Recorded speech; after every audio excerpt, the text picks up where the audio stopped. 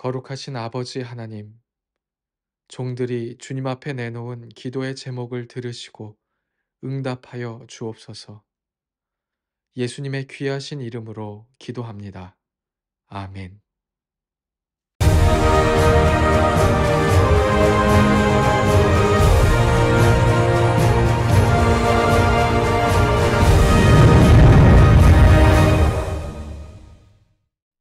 횃불의 목사님, 사모님, 선교사님 안녕하세요. 리포지션 다시 예수님의 겸손한 자리로 2학기 두 번째 시간입니다. 올해는 리포지션이라는 키워드를 반복적으로 깊이 생각하고 있는데요.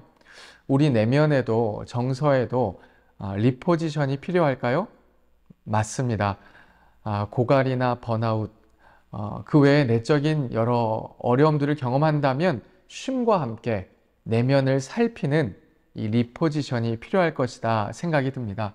오늘 강의를 통해 정서적인 위로와 대안을 얻는 시간, 부르심을 깊이 생각하며 다시 목회로 나아갈 힘을 회복하시는 시간 되시길 바랍니다. 이 시간 전남 동부 여수횃불의 총무로 섬기시는 이승용 목사님 나오셔서 기도해 주시겠습니다. 사랑의 하나님 감사합니다. 오늘도 주님께 부름받은 목사님들, 선교사님들, 사모님들과 함께 횃불에로 모이게 하시니 감사합니다. 하나님께서 일찍이 횃불에를 세워주셔서 민족과 열방 가운데 복음의 횃불을 밝히게 하심을 감사합니다. 힘겨웠던 지난날의 상황을 견디게 하시고 오늘 여전히 어려운 상황 속에서도 횃불에를 통하여 부르심의 감격을 회복하고 다시 세워지는 기회를 주시니 감사합니다. 횃불의 강의를 통해 하나님을 바라보게 하시고 우리를 돌아보게 하시니 감사합니다.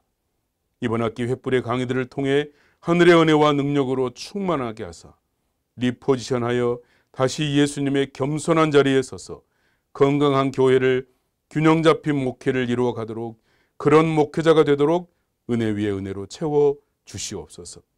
오늘은 특별히 성찰이라는 소주제를 가지고 메마른 정서를 회복하는 목회를 강의하시는 할렐루야 교회 김승옥 목사님, 부르심과 사역을 새롭게 하라는 주제로 강의하시는 꿈이 있는 교회 이수님 목사님을 은혜의 장중 안에 붙들어 주시옵소서. 전하는 이 듣는 이 모두에게 하늘의 보고를 열어주셔서 깨달아지고 감동되고 결단하고 살아나는 역사가 일어나게 하여 주시옵소서. 이 강의를 통해 교회와 목회가 새로워지는 은혜를 내려 주시옵소서. 지역마다 세워진 횃불회와 횃불 회원들의 간절한 기도에 응답하시며 힘겨운 이 시대에 상처와 아픔과 물질의 어려움 속에서 속히 벗어나게 하시고 영적으로는 더욱 성장하는 복된 은혜를 내려 주시옵소서. 횃불 재단과 유승현 원장님과 횃불회를 섬기는 모든 분들에게 이전보다 더욱 큰 은혜를 베푸셔서 목회자를 세우는 사역과 교회와 나라와 민족을 깨우는 귀한 사역을 더욱 잘 감당할 수 있도록 도와주시옵소서. 이 사역을 감당할 여건과 환경과 능력과 물질을 더하여 주시옵소서. 오늘도 사모하는 마음으로 나아가오니 놀랍고도 크신 은혜 부어 주시옵소서. 우리 구주 예수님의 이름으로 기도하옵나이다. 아멘. 오늘 귀한 강의로 첫 시간을 열어주실 분은 성경 중심의 설교와 탁월한 영성으로 알려지신 분입니다. 오늘은 특별히 목회자의 내면의 문제, 이 정서의 영역에 대해 강의해 주시려 하는데요. 할렐루야 교회의 담임으로 섬기고 계신 김승욱 목사님 나오셔서 리포지션, 메마른 정서를 회복하는 목회라는 주제로 말씀 전해 주실 때 큰 은혜 있으시길 바랍니다.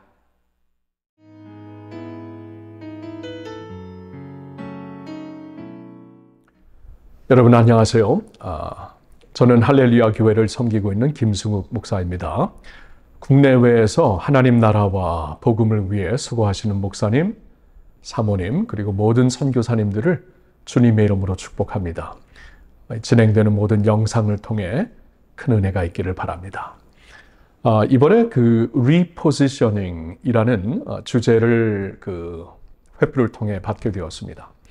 나름대로 좀 감사한 마음이 컸어요. 우리가 reposition, 자리를 또 마음가짐을 새롭게 한다.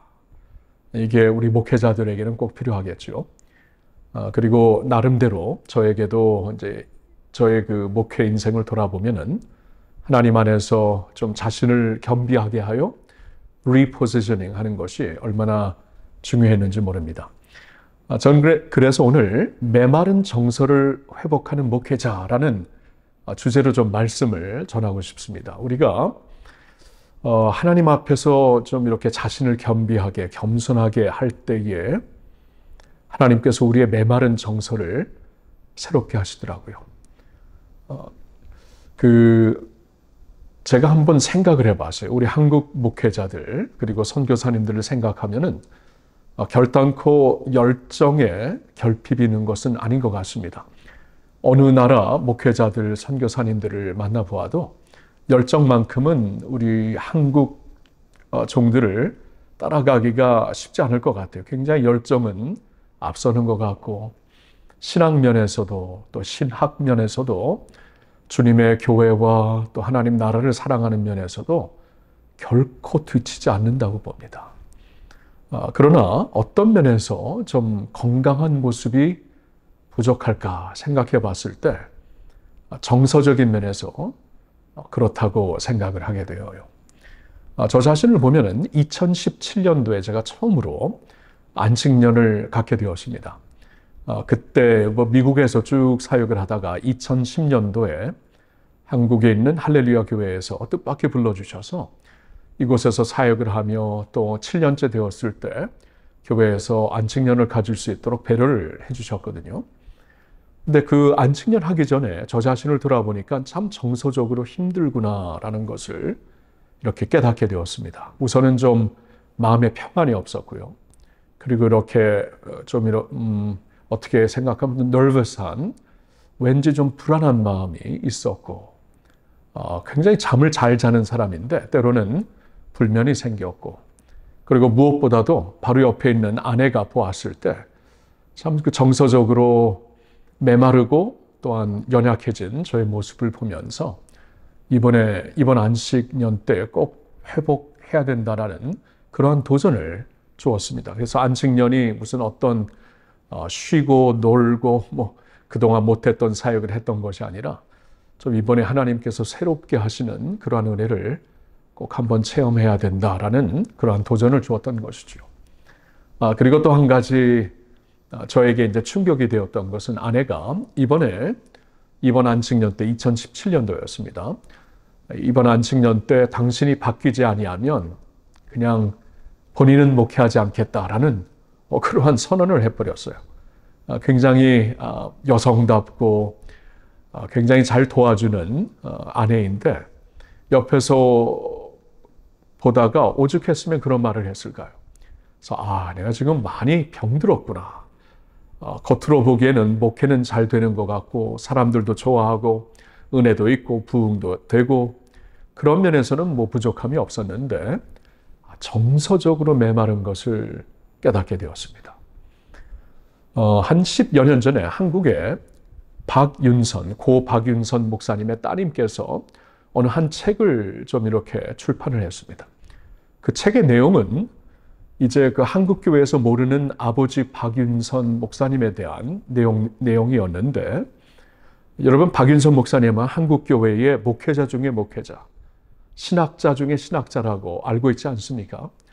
그러나 그 따님은 그 책을 통해서 가정에서는 굉장히 메마른 아버지, 가정에서는 참 아이들과 거리가 있었던 아버지, 이 겉에서 보이는 모습과 집안에서 보이는 모습에 차이가 있었던 아버지의 모습을 적나라하게 쓴 것이죠. 그 책을 통해서 굉장한 반응들이 있었습니다. 우선은 어떻게 그럴 수 있는가?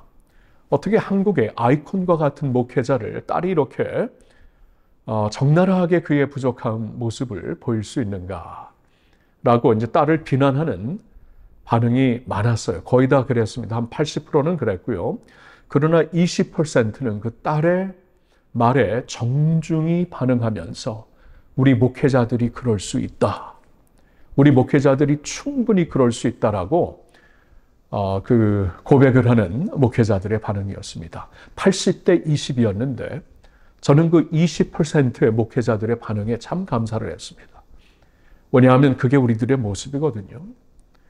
저를 비롯해서 우리 목회자들이 많은 사람들 앞에서, 회중들 앞에서 자신의 이미지를 잘 관리해야 되고 또 목회를 잘해야 되고, 이게 꼭 이미지를 관리한다는 게 나쁜 의미는 아니죠. 정말 목회자로서 선을 지키고 해야 할 말이 있고 이런 면에서 덕이 되는 것은 참 중요하다고 봅니다. 그러한 모습으로 잘하고 있지만 왠지 가까이서 집에서 아내가 보는 모습, 자녀들이 보는 모습은 다른 모습이 충분히 될 수가 있죠. 여러분, 이게 바로 저의 모습이었습니다. 그리고 저에게는 이 빨간불이 켜지는 그러한 계기가 되었습니다. 저는 그래서 2017년도 그 안식년, 일생의 첫 안식년을 가지면서 하나님 앞에 그런 기도를 간절하게 드렸죠. 하나님, 이번 기회에 저의 정서를 만져주시고, 제가 보아도 무엇인가 지금 메말라 있고 슬픔을 표출할 줄 모르고 막 슬픈 일이 있으면은 완전히 그 외면하면서 완전히 무마해버리는, 그래서 슬픈 이슈들은 계속 마음속에 쌓이는, 여러분 그런 저의 모습을 보면서 이건 아닌데 언젠가 이렇게 가다가는 좀 이렇게 폭발할 수도 있겠다라는 그러한 위험감을 느꼈습니다. 그래서 하나님께 기도를 했었죠. 하나님, 이번에 저의 정서를 좀 깊이 만져달라는 기도를 하면서 안식년을 시작했는데 참 하나님께서 그때 참 은혜를 주셨어요. 받게 된 은혜, 그때 이제 은혜 받았던 그 과정이 여러 가지 있었는데 그 중에 하나는 어느 한 책을 통해서였습니다. 바로 이 책인데 피터 스카지로라는 이 목사님께서, 뉴욕에 계신 목사님인데 이분이 쓰신 책인데 정서적으로 건강한 영성, Emotionally Healthy Spirituality라는 이 책을 통해서 굉장히 제가 회복이 되고 치유가 되고 새롭게 되는 것을 체험하게 되었습니다. 피트 스카지로 저 목사님에 대해서 잠시 설명을 드리면은 뉴욕에서 이제 목회를 잘 하셨던 목사님이세요. 너무나 이제 교회도 부흥하고 알려지기 시작하는 목사님. 그런 목사님인데 언젠가 어느 하루 그 주일 아침에 아내의 폭탄 선언이 있었다고 합니다. 오늘 당신과 함께 교회 안 가겠다고. 사모인데 말입니다. 담임 목사. 도저히 당신의 설교를 들을 수 없으니까 나는 다른 교회 가서 예배를 드리겠다라는 선언을 한 거죠. 그때 이분이 깜짝 놀래가지고 무슨 일인가 하고 자신을 돌아보는, 자신의 심령 깊은 것을 돌아보는 그러한 계기를 가졌다고 하고, 그리고 이제 그때 깨닫게 된 것이 영적으로는, 그리고 목회 전략적으로는, 그리고 목회 열매에서는 굉장한 은혜가 있었지만 무엇인가 어디에선가 자신이 무너져 있다는 것을 깨닫고 자신을 돌아보고 점검한 결과 정서적으로 건강하지 못한 자신을 발견하게 되었습니다. 여러분, 그래서 이제 이분이 이 책을 쓰게 되었고, 그동안 미국에서는 엄청난 그 베스트셀러처럼 많은 목회자들 플러스 그 밖에도 미국은 이제 기독교 정서가 문화에 깔려 있기 때문에 목회자가 아니더라도 다른 분야에서도 이 책을 통해서 이 정서적으로 리커버를 하는데 큰 은혜가 되었던 그러한 책입니다. 제가 이 책을 딸한테 좀 소개를 받았어요. 딸도 이제 저를 보면서 이번 기회에 아빠가 좀 정서적으로 건강해졌으면 좋겠다 하면서 소개한 책들 중에 하나였고, 딸은 이제 풀러에서 이 카운슬링을 전공한 친구였기 때문에 이런 모습을 잘 알거든요. 그래서 이번 계기에 아빠가 잘 건강하게 되었으면 좋겠다 하면서 소개한 책이었고, 이 책을 통해서 정말 큰 도전을 받고 은혜를 받고 회복을 체험할 수 있었습니다. 제가 이 책을 오늘 다 강의할 수는 없죠. 주어진 시간에. 저는 이 책을 좀 소개하면서 이 안에 있는 몇 가지 내용을 여러분들과 나누며, 그리고 이제 마지막에 이제 제가 여러분들에게 드리고자 하는 이 개인적인 말씀을 좀 드리고 싶은데요. 여러분들이 관심이 있으셔가지고 이 책을 직접 구입해서 책을 좀 보시면 좋겠어요. 그 책에서는 이제 정보만 제공하는 것이 아니라 자신의 그 모습을 돌아볼 수 있고, 그리고 회복할 수 있는 그러한 그 월시트이 있거든요. 그 내용을 가지고 자신을 돌아보고 이제 숙제처럼 하는 챕터마다 있기 때문에 이 책을 직접 구입하셔서 보시고 또 책을 갖고 자신을 점검하는 시간을 가지면 굉장히 유익할 것입니다. 자, 이 책에 한 페이지가 있는데요. 이 페이지는 38페이지인데 여기서 정서적으로 건강하지 못한 영성의 10가지 징후를 우리에게 말씀해 주고 있습니다. 이걸 한번 같이 보세요. 10가지 징후 중에 이런 모습이 있습니다. 내 만족을 위해 하나님의 일을 한다. 분노, 슬픔, 두려움의 감정은 즉시 억누른다. 음악, 미술, 기쁨 같은 욕구는 왠지 사치라고 생각한다. 발목을 잡는 과거를 덮어두려고만 한다. 속된 것과 거룩한 것을 칼같이 나눈다. 하나님과 동행하기보다 사역에만 바쁘다. 사람과의 갈등은 무조건 피한다. 상처, 약점, 실패는 철저히 은폐한다. 내 한계를 절대 인정하지 않는다. 다른 사람을 쉽게 평가하고 판단한다. 여러분, 이 10가지 리스트 중에 솔직한 마음으로 자신을 돌아볼 때 몇 개가 자신에게 해당된다고 생각을 하십니까?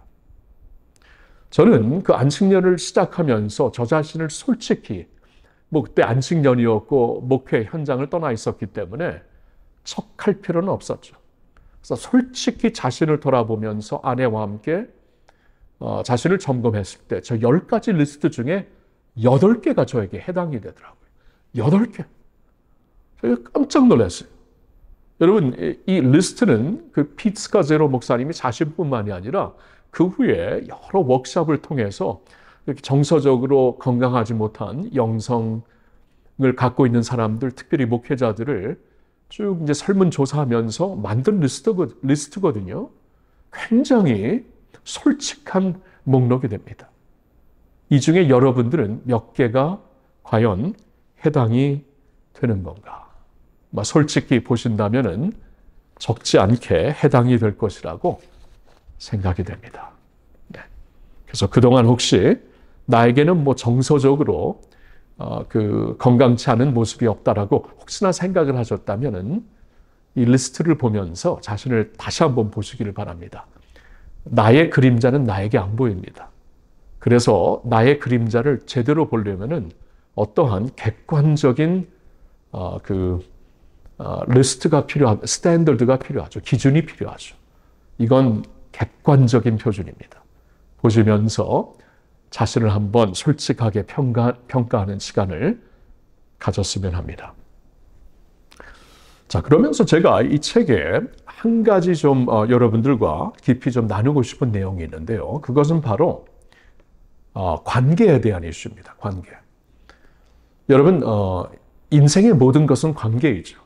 목회는 더욱 그렇습니다. 관계입니다. 하나님과의 관계, 이웃과의 관계, 가족과의 관계.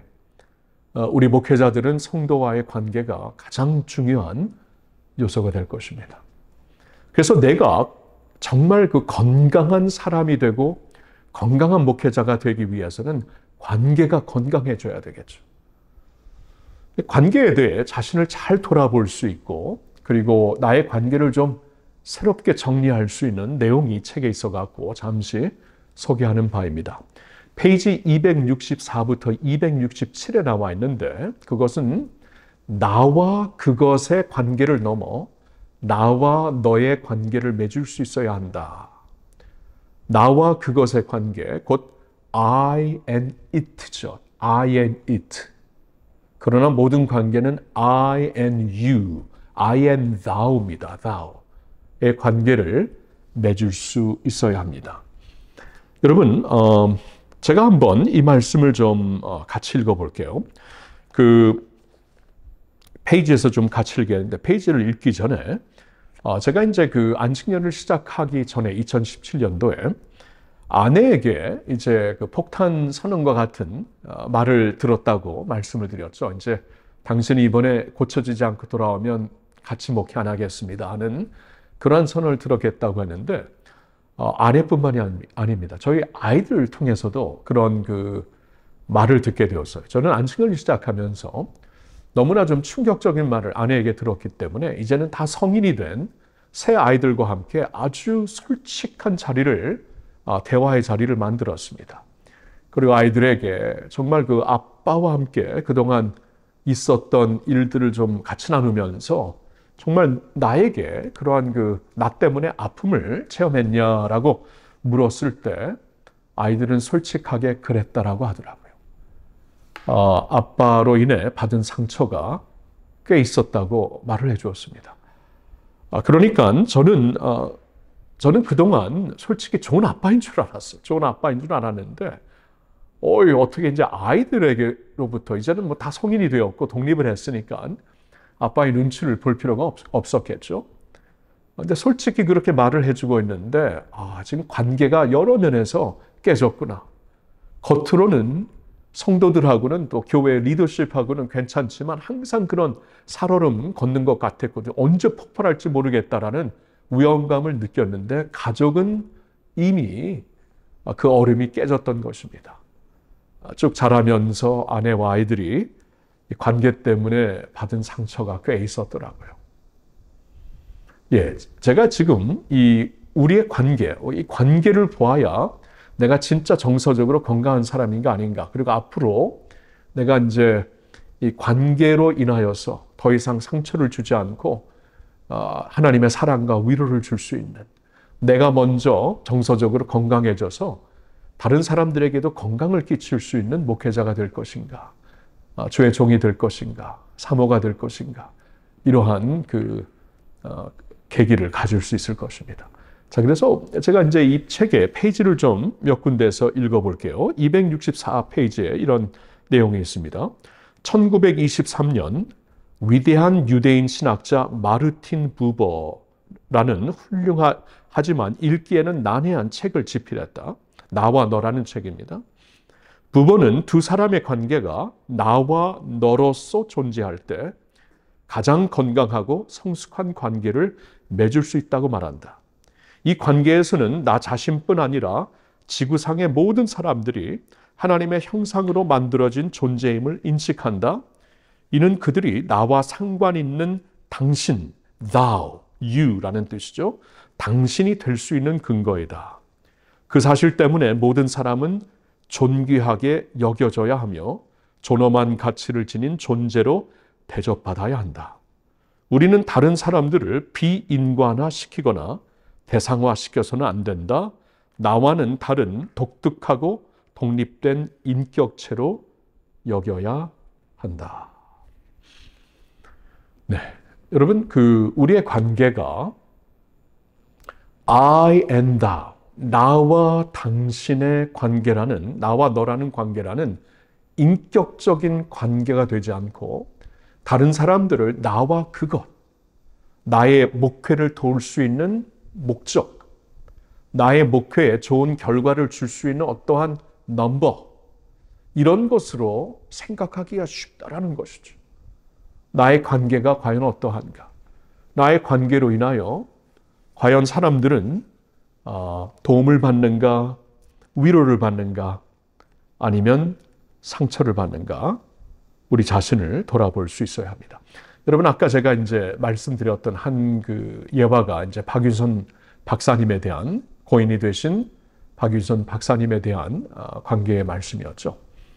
여러분, 80%는 어떻게 그런 아이콘과 같은 목사님을 아무리 딸이지만 그렇게 말할 수 있냐라고 나무랬지만 나머지 20%는 안 그렇다라고 충분히 그럴 수 있다라는 것을 우리에게 알려주셨죠.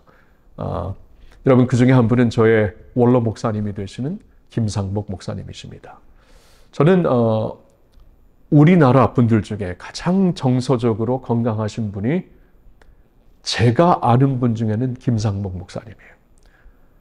저는 그분이 충분히 그러한 그 가정의 아픔을 알고 겪었고, 그리고 이러한 많은 사람들을 보면서 목회하신 분이기 때문에, 그리고 항상 모든 사람을 I and you, I and thou 인격적으로 대하시는 분이기 때문에 충분히 목회자 가운데서도 이러지 못한 사람들이 있다라는 것을 항상 인정하신 분 같아요.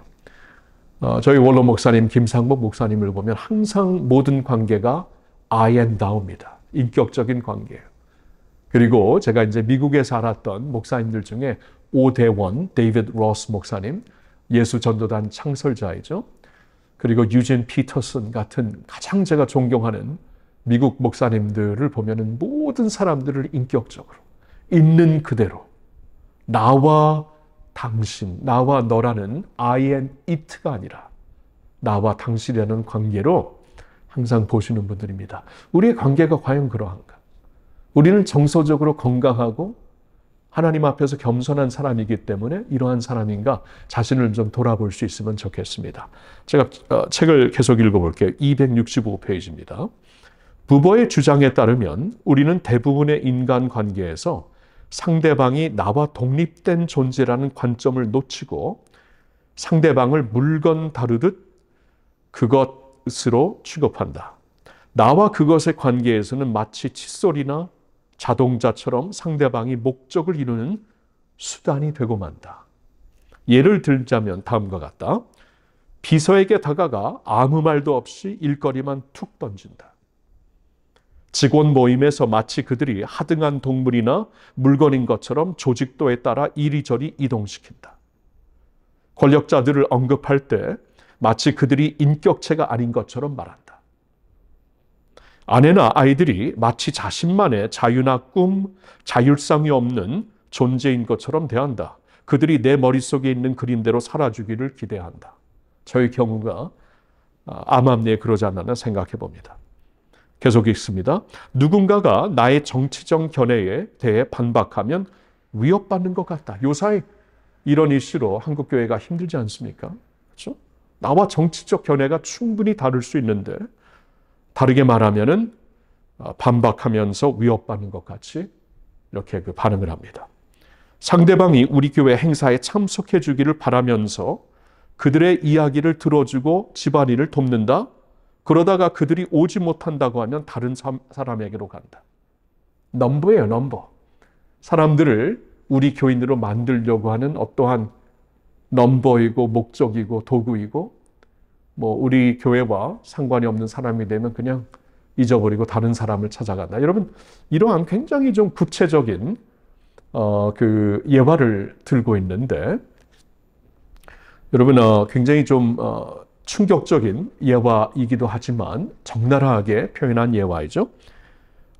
충분히 이렇게 우리는 관계에서 나와 그것, 사람의 인격체를 생각하지 않고 나와 그것, I and it로 볼 수 있다라는 것입니다.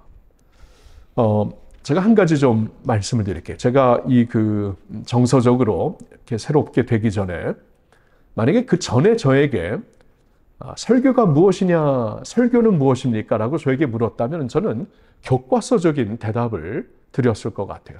설교는 하나님의 영광스러운 말씀을 그 모든 영광 가운데 선포하는 것입니다. 여러분이 얼마나 교과서적인 대답입니까? 그리고 제가 그렇게 믿었어요. 설교는 하나님의 영광스러운 말씀을 그 모든 영광 가운데 대중에게 선포하는 것입니다.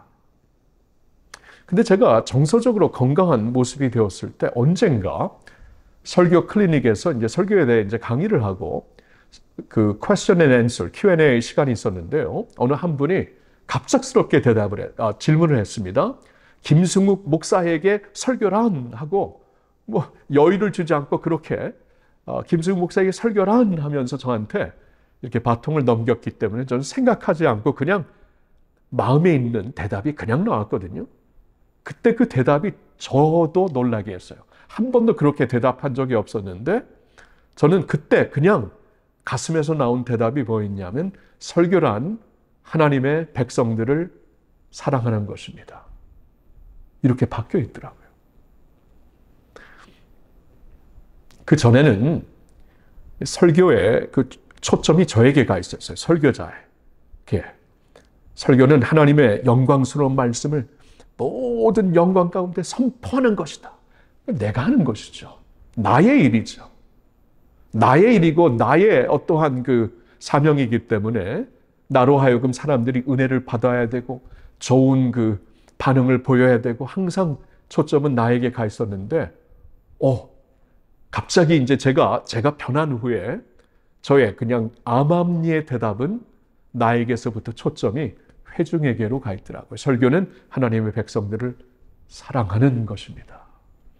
그렇게 바뀌었어요. 더 이상 I and it가 아니라 I and thou로 관계가 바뀌어진 것입니다. 계속 제가 책을 좀 읽을게요. 266 아래 부분부터 읽습니다. 부부는 진정한 관계란 두 사람이 기꺼이 서로의 다름을 뛰어넘을 때 맺어질 수 있다고 말했다. 하나님은 나와 너 사이에 있는 공간을 거룩함으로 채우신다. 두 사람의 진정한 대화뿐 아니라 둘 사이에 비어있는 공간 안에 당신의 모습을 드러내신다. 아래 그림의 모습처럼 말이다. 자, 이 그림을 한번 보여드릴게요. 나의 세계가 있고 너의 세계가 있고 그 가운데에 신성한 공간이 있습니다. 이 공간을 하나님께서 채우신다라는 것이죠. 우리는 보통 나의 세계 안으로 다른 사람들을 끌어당기려고 해요. 나의 세계에 당신이 들어와야 된다. 나의 성향에, 나의 철학에, 심지어는 나의 신학에 당신이 들어와야 된다 하면서 나와 그것의 관계에 우리가 치우치는 경향이 많죠. 목회자들, 설교자들. 그러나 아닙니다. 나와 너의 관계를 본친다면 나의 세계가 있듯이 너의 세계도 있는 것이에요. 그리고 이 중간 사이에는 신성한 공간, 하나님의 공간이 있습니다. God's holy space죠. 이 자리를 하나님께 드려야 됩니다.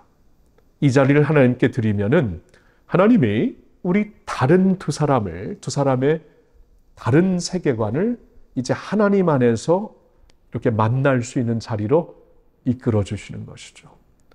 저한테는 이게 참 도움이 되었습니다. 관계에서 내가 그동안 이렇게 정서적으로 건강하지 않았기에 관계에서도 건강하지 않았구나. 그래서 가까이 있는 사람들이 상처를 받고 나로 인해 도리어 마음이 닫혀 있었구나. 이것을 깨닫게 되었어요. 여러분, 이게 좀 도움이 되시는가요? 자, 이제 강의를 계속합니다. I and thou로 이제 관계가 바뀐다면 나와 그것, I and it에서 I and you로 관계가 바뀐다면 우리는 이렇게 될 것입니다. 제가 한번 세 가지를 이제 그 책에서 말씀드릴게요. 첫째로는 사람들을 변화시키려 하지 않고 있는 그대로 존중한다.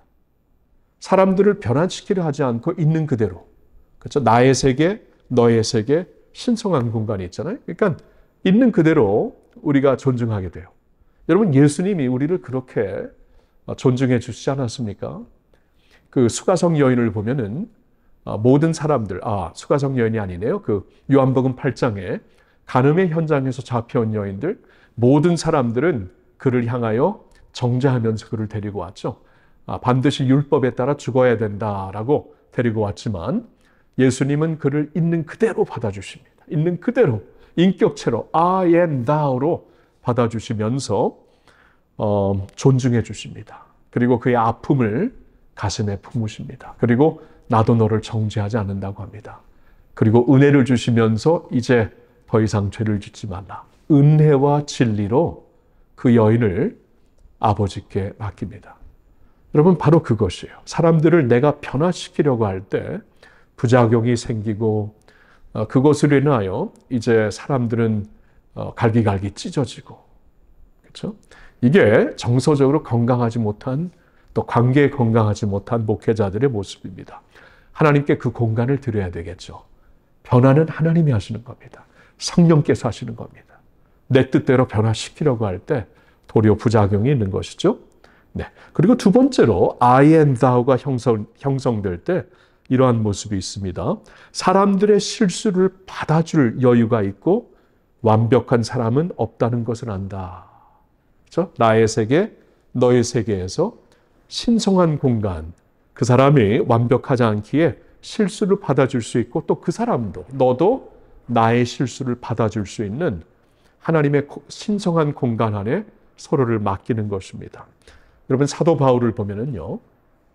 사도 바울이 이제 그 선교 사역을 시작했을 때는 마가라는 젊은 사역자가 이제 그 첫 번째 사역 중에 선교 사역 중에 이제 바울과 바나바를 떠나게 되죠. 떠나게 되었을 때 바나바는 두 번째 선교 여행을 가면서 그런 사람은 절대로 다시 데리고 가지 못한다라고 말했고 바나바는 데려가자 그래서 둘이 크게 싸우게 되잖아요.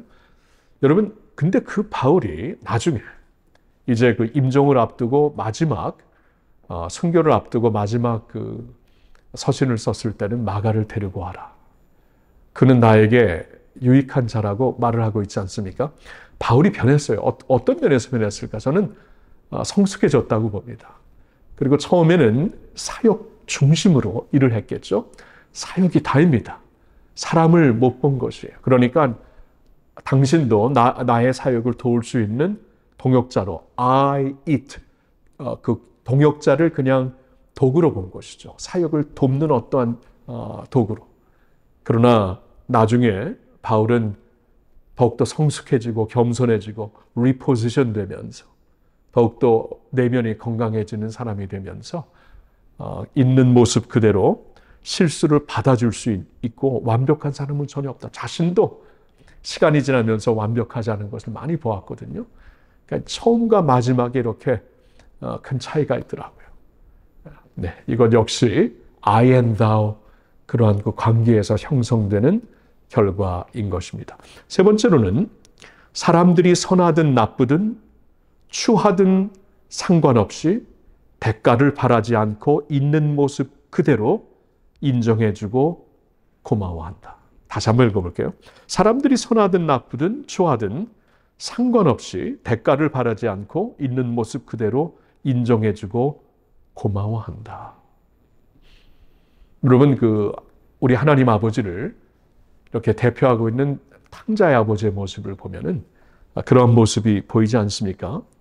아들이 아무리 추하고 나쁘든 상관없이 대가를 바라지 않고 있는 모습 그대로 받아주시고 고마워하지 않습니까? 죽었다가 다시 온 아들을 기뻐하면서 고마워하는 아버지의 마음이 바로 우리를 향한 주님의 마음이 아닙니까? 빌립보서 4장 5절의 말씀을 보면 이렇게 말씀이 나와 있어요. 너희 관용을 모든 사람에게 알게 하라. 주께서 가까우시니라. 너희 관용을 모든 사람에게. 아까 보여드린 다이어그램을 한번 다시 볼까요? 나의 세계, 너의 세계, 신성한 공간이 가운데 있습니다. 여기 보면은 분명히 모든 사람에게 너희 관용을 알게 하라. 왜요? 주께서 가깝다. 주께서 우리 가운데 계시다. 신성한 공간에 주님이 계시다. 그러니까 이제는 우리가 이렇게 비판하고 이렇게 막 사람들을 평가하면서 이쪽 저쪽으로 나누고 그게 아니라 모든 사람들에게 관용을 베풀 수 있죠. 그 중간 자리에 예수님이 계시기 때문에 가까이 계시기 때문에 있는 모습 그대로 인정해주고 고마워한다. 여러분 우리 모습이 이렇게 리포지션 되었으면 좋겠어요. 하나님께서 우리에게 당신의 핏값으로 사신 양들을 허락하셨는데 그 양들이 영적인 학대를 받아 교회를 떠난다면 주님 앞에 우리가 무슨 말씀을 할 수 있을까요? I and thou, I and it가 아니라 I and thou, 나와 너희의 아주 귀한 인격체의 관계가 우리의 삶 속에, 우리의 목회 속에 이루어질 수 있기를 예수님의 이름으로 축원합니다. 정서적으로 건강한 목회자의 모습입니다. 저는 오늘 이 말씀을 이제 좀 이렇게 마무리하면서 개인적으로 좀 세 가지 부탁을 드리고 싶어요. 권면의 말씀을 드리고 싶어요. 여기 화면에 나와 있는데 이 세 가지를 하나씩 좀 부탁을 드립니다. 첫째로는 안식년의 중요성. 안식년이 불가능하다면 안식월이나 안식일의 중요성을 꼭 강조하고 싶습니다. 여러분 저는 목회 잘하는 사람인 줄 알았어요. 그리고 밖에서는 그렇게 평가를 받고 있었습니다. 그러나 제 정서는 무너진 상태였습니다. 가장 가까운 아내와 아이들이 저로 인해 상처를 받고 있었습니다. 계속 이런 모습으로 같이 간다면 목회를 같이 할 수 없어요. 가장 가까운 동역자로부터 그런 말을 듣게 되었습니다. 여러분, 근데 하나님이 안식년을 통해서 저를 새롭게 하시더라고요. 그래서 안식년의 중요성은 저는 누구에게도 어떤 사람이든지 막론하고 꼭 강조하고 싶습니다. 여러분, 저는 안식년을 시작하면서 하나님 앞에 그러한 좀 결단을 했었죠. 이제 충격적인 발언을 들었기 때문에 그랬을 수도 있지만, 첫째로는 다른 일을 안 하겠다. 뭐 공부를 한다던가 뭐 집회를 간다던가, 될 수 있으면 집회도 거의 안 했고, 미리 약속한 거 빼놓고는 거의 안 했고요. 그냥 안식년 동안 진짜 안식을 하면서 하나님이 제 마음을 깊이 만져주시기를 원했어요. 저는 그때 생각한 것이 구약시대에서 하나님이 이제 안식하는 땅을 회복하겠다라는 그 말씀을 기억하게 되었습니다. 6년 동안은 열심히 이제 그 땅에서 그 농사를 하고 농사를 짓고 그 땅을 통해 많은 곡물을 이제 누리게 되어라라고 말씀하시지만, 7년째가 되면 그 땅을 안식하게 하여라. 그리고 가만 놔두어라. 아무것도 하지 말아라.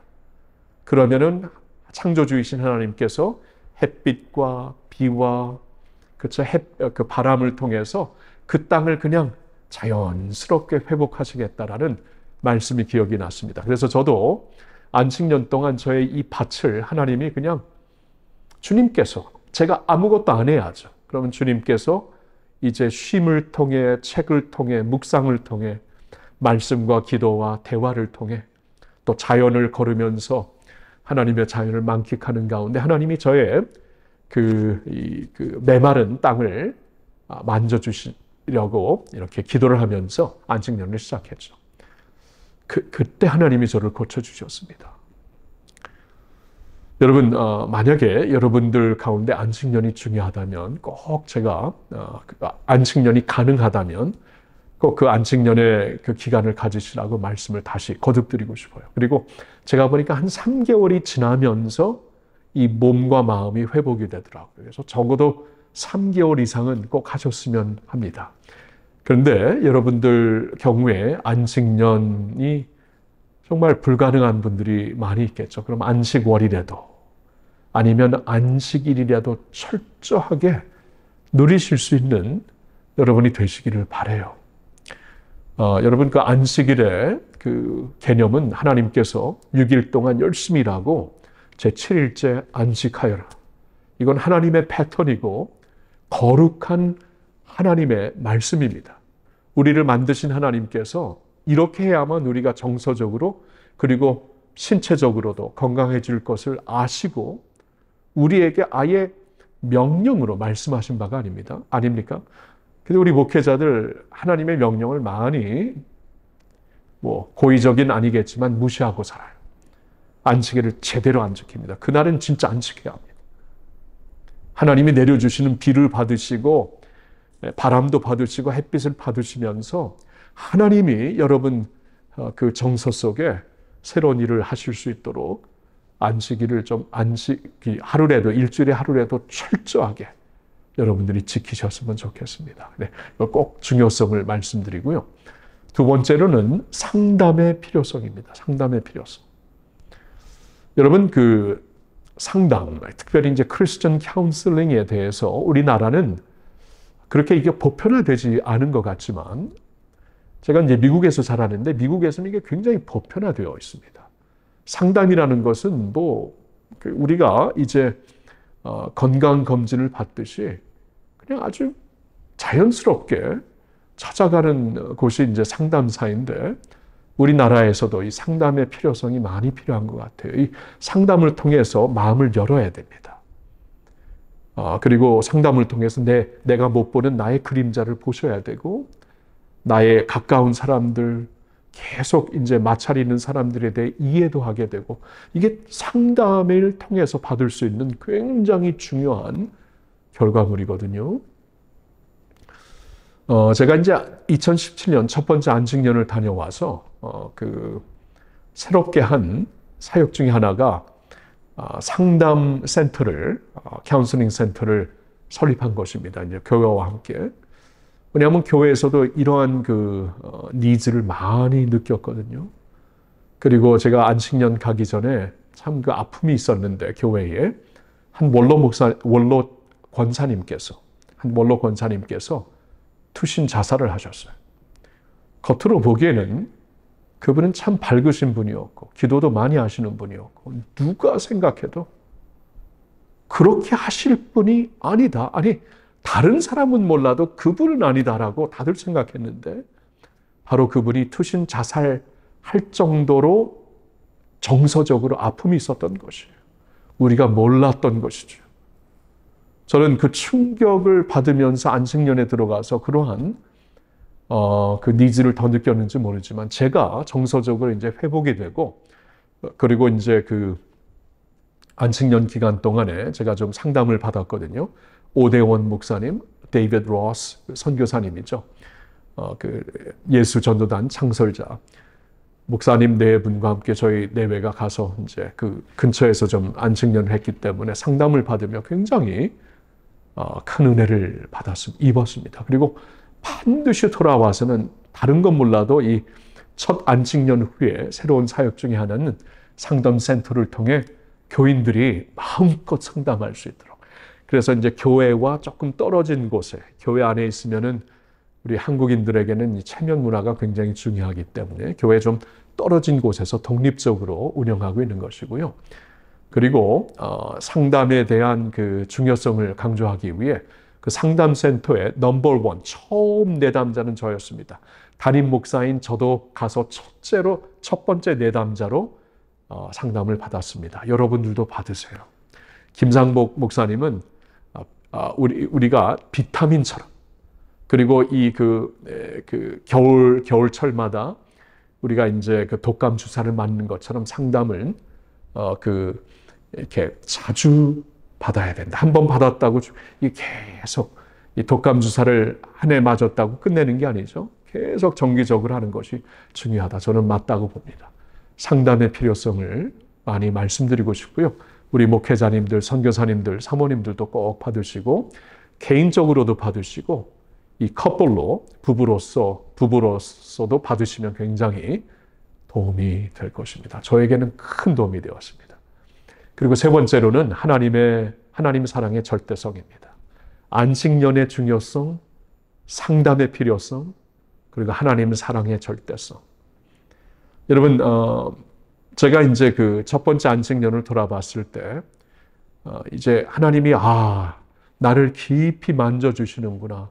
그리고 새롭게 되었구나. 그것을 깨달았을 때 무엇이 저에게 이렇게 충만하게 들어왔냐면 하나님의 사랑이었습니다. 이걸 좀 말씀드리기 전에 이제 제가 이제 고침을 받았다라는 것을 여러분 우리 가족들에게 확인을 받았어요. 같이 있는 아내가 당신 달라졌어요. 그리고 아이들도 아빠 달라졌어요. 그러면 진짜 고침을 받은 게 아닙니까? 이제 하나님께서 저를 깊이 만져주신 것인데 결국 무엇으로 만져주셨냐면 하나님의 깊은 사랑입니다. 이게 아이러니 같죠? 하나님의 사랑에 대해서 그렇게 선포하고 믿는 사람이었지만 제가 다른 사람들에게는 사랑의 사역을 하면서 저 자신에게는 그 사랑으로 깊이 저의 정서가 적시지 않도록 그동안 저 자신을 이렇게 외면했던 것이에요. 그걸 깨닫게 되었어요. 여러분, 에베소서 3장에서 제가 말씀을 읽어볼게요. 에베소서 3장 14절부터입니다. 이러므로 내가 하늘과 땅에 있는 각 족속에게 이름을 주신 아버지 앞에 무릎을 꿇고 비노니 그의 영광의 풍성함을 따라 그의 성령으로 말미암아 너희 속사람을 능력으로 강건하게 하시오며 믿음으로 말미암아 그리스도께서 너희 마음에 계시게 하시옵고 너희가 사랑 가운데서 뿌리가 박히고 터가 굳어져서 능히 모든 성도와 함께 지식에 넘치는 그리스도의 사랑을 알고 그 사랑의 너비와 길이와 높이와 깊이가 어떠함을 깨달아 하나님의 모든 충만하신 것으로 너희에게 충만하게 하시기를 구하노라. 여러분, 이 말씀 들으셨나요? 사도 바울이 지금 에베소 교인들을 위해 하늘과 땅에 있는 그 가장 크신 이름, 그 이름을 부르면서 예수 그리스도 이름으로 지금 간구하고 있는데, 성도들을 위해 간구하고 있는데, 그 간구의 내용이 무엇입니까? 그들 모두가 그 능력으로 강건하게 되기를 기도하고 있는데, 기도의 내용을 보니까 다른 게 아니에요. 믿음으로 말미암아 그리스도께서 너희 마음에 계시게 하시옵고 너희가 사랑 가운데서 뿌리가 박히고 터가 굳어져서 모든 성도와 함께 지식에 넘치는 그리스도의 사랑을 알게 되고, 그 사랑의 넓이, 길이, 높이, 깊이가 어떠함을 깨달아 하나님의 모든 충만하신 것으로 너희에게 충만하게 되기를 원하노라. 여러분, 사도 바울이 말씀을 통해 주시는 메시지는 아주 확실합니다. 하나님의 사랑이 우리 마음속 깊은 곳을 가득 채워줘야 하나님의 충만함으로 충만하게 되어서 강건하게 될 수 있는 것입니다. 저는 그걸 알게 되었어요. 그러니까 그동안 그렇게 사랑을 가지고 많은 복음을 전하고 말씀을 전했지만 고작 저 자신은 그 사랑으로 가득 채워지지 못했던 것입니다. 제가 오늘 강의를 시작하면서 말씀드렸는데, 저 자신이 지금 정서적으로 많이 병들었다는 것을 알 수 있었던 그 증상 중에 하나가 제가 슬픔을 표출하지 못했어요. 이 슬픔을 표출이 안 돼요. 그래서 막 울어야 되는데 울지를 못하더라고요.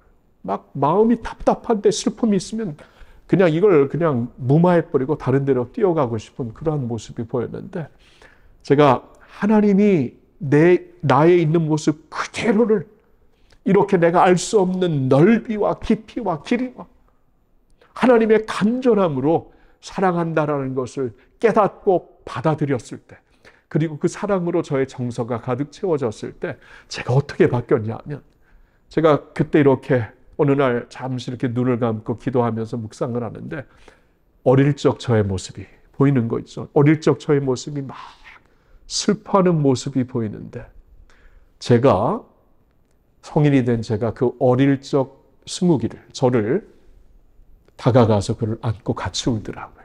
이 슬픔이 표출되는 것을 느꼈습니다. 그리고 그 안식년 기간 때 저희 아버님을 좀 방문했는데요. 다른 때는 아버님을 방문하면 이제 요양원에, 지금은 작년에 이제 소천하셨지만 요양원에 이제 식도가 망가져서 계셨는데, 방문하게 되면 항상 그 인사는 짧았어요. 왜냐하면 뭐 한국 문화가 그렇듯이 저도 저희 아버님 많이 사랑하고 아버님도 저를 사랑하겠지만 이렇게 대화가 깊지 않았습니다. 아버님을 만나면 그냥 인사 좀 드리고 한 10분 지나면 할 말을 다 했어요. 15분 지나면 그러면 이제 인사드리고 항상 가고 그랬는데, 제가 이제 뉴욕에 계신 아버님이니까 자주 찾아뵙는 것도 아닌데, 제가 있잖아요. 뭘 깨달았냐면 이렇게 하나님의 사랑으로 깊이 정서가 채워지고 치유가 되었을 때 아버님을 방문했는데요. 그때는 그냥 대화가 다 끝났는데도 옆에 그냥 앉고 싶더라고요. 옆에 그냥 앉아서, 아버님 곁에 앉아서 그냥 아무 대화 없이 같이 앉아 있는데, 그게 너무 좋은 것 있죠. 아무 대화가 없는 이 침묵 속에서도 어색함이 아니라 너무 좋더라고요. 아버님이 옆에 계신 게 너무 좋았고 아버지도 그렇게 느낀 것 같아요. 그래서 같이 그 사랑을 만끽하며 이제 아버지에게 저희 아버지여서 너무나 감사합니다. 사랑합니다. 그리고 또 아버지는 저한테, 제가 일평생 처음 들었어요. 너는 참 잘한 아들이다. 사랑한다. 사랑한다. 그러는데 처음 듣는 것이죠. 이 그 아버지와의 가슴과 가슴이 사랑으로 만나는 순간이었습니다. 여러분, 우리가 정서적으로 메마른 것은 사랑이 메말랐던 것이죠. 그리고 근본적으로는 하나님과의 그 관계에서 그 깊은 사랑이 우리 정서 깊은 곳까지 채워지지 않았다라는 것입니다. 여러분, 하나님이 여러분을 사랑하신다. 그리고 있는 그대로 사랑하신다. 여러분을 위해 자신의 모든 것을 이미 주셨다. 당신의 아들을 주셨다면은 그와 함께 모든 것을 주신 게 아니겠습니까? 여러분, 그 사랑 안에서 거하십시오. 그래야 우리가 정서적으로 건강하게 될 수가 있습니다. 예, 여러분 사랑합니다. 주어진 목회 현장에서, 선교의 현장에서 하나님의 사랑으로 가득 채워진 가슴이 되기를 바라고요. 여러분과 여러분 가정이 사랑으로 회복되기를 바라고, 여러분과 그 목회의 대상들이 하나님의 사랑으로 깊어질 수 있기를 바랍니다. 건강한 정서, 나의 겸비함으로 하나님이 나의 건강한 정서를 회복시키시고 치유하시어서 건강한 정서로 많은 건강한 열매 맺으실 수 있기를 우리 주 예수님의 이름으로 축원합니다. 아멘. 기도하겠습니다. 하나님 아버지, 오늘 정서적으로 메마른 정서를 회복하는 목회자라는 그 제목으로 말씀을 전했습니다. 우리 목회자가 먼저 정서적으로 회복이 되어야 우리 가족도, 우리 목회 대상자들도 건강한 모습으로 회복시켜 주지 않겠습니까? 하나님, 예수님 말씀하신 대로 건강한 좋은 나무에 좋은 열매가 나는 것이고 나쁜 나무에게는 나쁜 열매만 나는 것이다. 하나님, 우리의 정사가 메말라서 메마른 열매, 훌륭하지 않은 열매가 아니라 우리가 정서가 하나님의 사랑으로 가득 채워져서 하나님의 사랑으로 열매 맺고 주위에 있는 사람들이 그 사랑 안에서 기뻐하고 함께 우리가 주님의 사랑의 복음에서 늘 풍성한 삶과 사역을 누릴 수 있는 우리의 모든 목회 대상자들이 되기를 원합니다. 잘 목회하는 것을 떠나 그들을 잘 사랑할 수 있는 저희들 되게 하여 주시옵소서. 그리고 하나님, 지금 이 영상을 같이 보고 있는 모든 주의 종들을 사랑합니다. 주님의 사랑으로 가득 채워주시고 하나님 안에서 예수 그리스도의 사랑 안에서 늘 기쁨으로 감격으로 주님 오시는 그날까지 주님과 함께 동행하는 저희들 모두가 되게 하여 주시옵소서. 예수님의 이름으로 기도합니다. 아멘.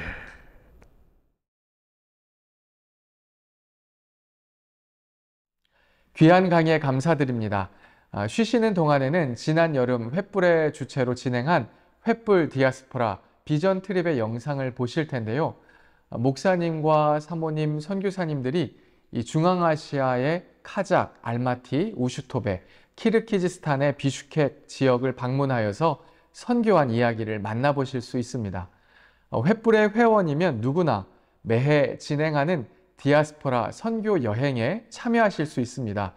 디아스포라의 땅을 걸으며 놀라운 만남과 은혜, 감격을 경험하는 시간이 되실 수 있는데요. 영상을 통해 먼저 함께 만나보시지요. 2025년 5월 하나님의 부르심에 순종하여 중앙아시아 땅을 밟았습니다. 강제이주의 아픔 속에서도 믿음을 지켜온 고려인 디아스포라, 그리고 그들을 통해 주님께로 돌아온 현지인, 하나님의 역사의 흔적을 경험하고 아직도 복음을 알지 못하는 영혼들을 향해 하나님께서 주신 사랑을 전하기 위해 나아갑니다. 이 여정은 단순한 방문이 아니라 연결과 전도, 리더십 양성, 그리고 중보, 하나님의 구속사 안에서 이루어지는 거룩한 사명입니다.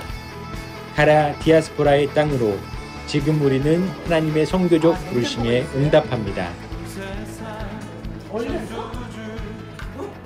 이번 디아스포라 비전 트립을 통해서 하나님의 일하심을 놀랍도록 발견하고 깨달았던 시간들이었습니다. 미역국과 김치 이런 것에 대해서 우리가 담그면서 또 얘기하면서 나누는 귀한 시간이었고, 너무 그들이 맛을 보면서 행복했어요. 그래서 100명분의 식사를 준비하는데 처음 해보는 거였지만 그래도 우리 팀들이 함께 하니까 아주 피곤할 줄 모르고 하나님의 은혜 가운데 정말 성황 위에 잘 마칠 수가 있었습니다.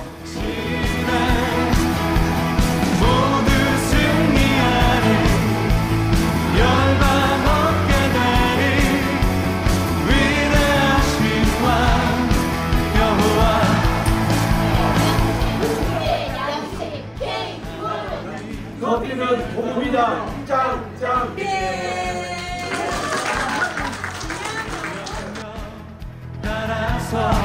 제가 만난 아이들은 고려인뿐만이 아니라 현지 아이들도 많았습니다. 해줬던 모든 프로그램을 통해서 하나님이 일하셨을 거라고 저희가 믿습니다. 명령 따라서 열방을 취하는 모든 만물 주를 찬양해 모든 민족 주께 경배해 모두 승리하리. 하나님께서 어떠한 사람을 통해서 하나님의 일을 하시기 위해서 우리를 이곳에서 보내주셨다고 생각을 해요. 모두 승리하리 열방 얻게 되리 위대하신 왕 여호와 아마 너 모두 승리하리 모두 승리하리. 거리에서 살아서 많이 그때 사람들 준비를 하고 그렇기 때문에 바로 이곳이에요. 실제로 와보니까 피부로 와닿고 그분들에 대해서 되게 존경스럽기도 하면서 안타까운 마음도 들고 그리고 그분들이 이 땅에 정착해서 오랜 시간을 살아오면서 정말 많은 노력을 했구나라는 생각이 들어서 새삼 감동했고 존경스럽고 여기 와보길 잘했다 하는 생각이 들었습니다.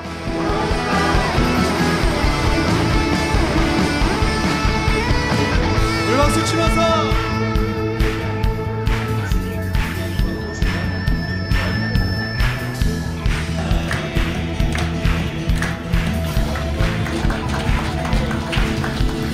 찬양 할렐루야 찬양 할렐루야 하나님께서 통치하시네 찬양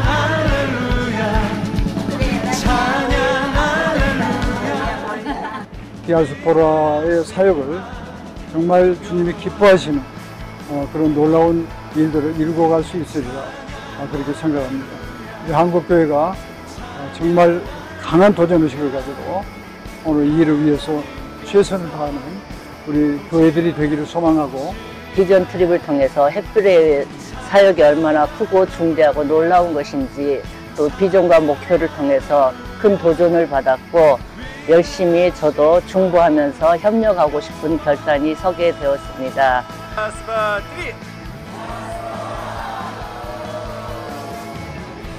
2025 횃불 디아스포라 중앙아시아 비전 트립 중앙아시아를 넘어 열방으로 하나님의 마음을 품고 디아스포라와 함께 땅끝을 향해 나아갑니다.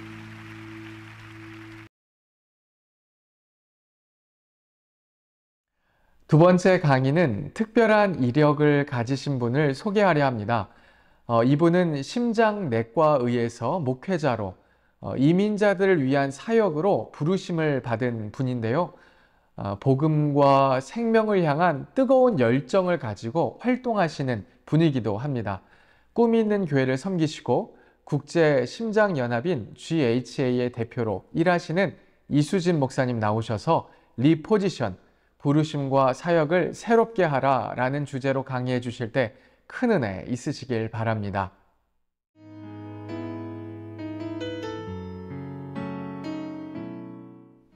전국에 계신 횃불의 목사님, 사모님, 열방 가운데 계신 선교사님과 사역자 여러분 안녕하십니까? 저는 글로벌 하트 얼라이언스의 이수진 목사입니다. 오늘 여러분과 함께 나눌 수 있는 이 시간을 갖게 된 것이 저에게는 영광이요 큰 기쁨입니다. 저는 부르심과 사역을 새롭게 하라는 제목을 받았습니다. 하나님께서 우리 각자를 부르신 부르심과 사명을 주셔서 세상 가운데 보내시는 보내심의 사역을 새롭게 하라.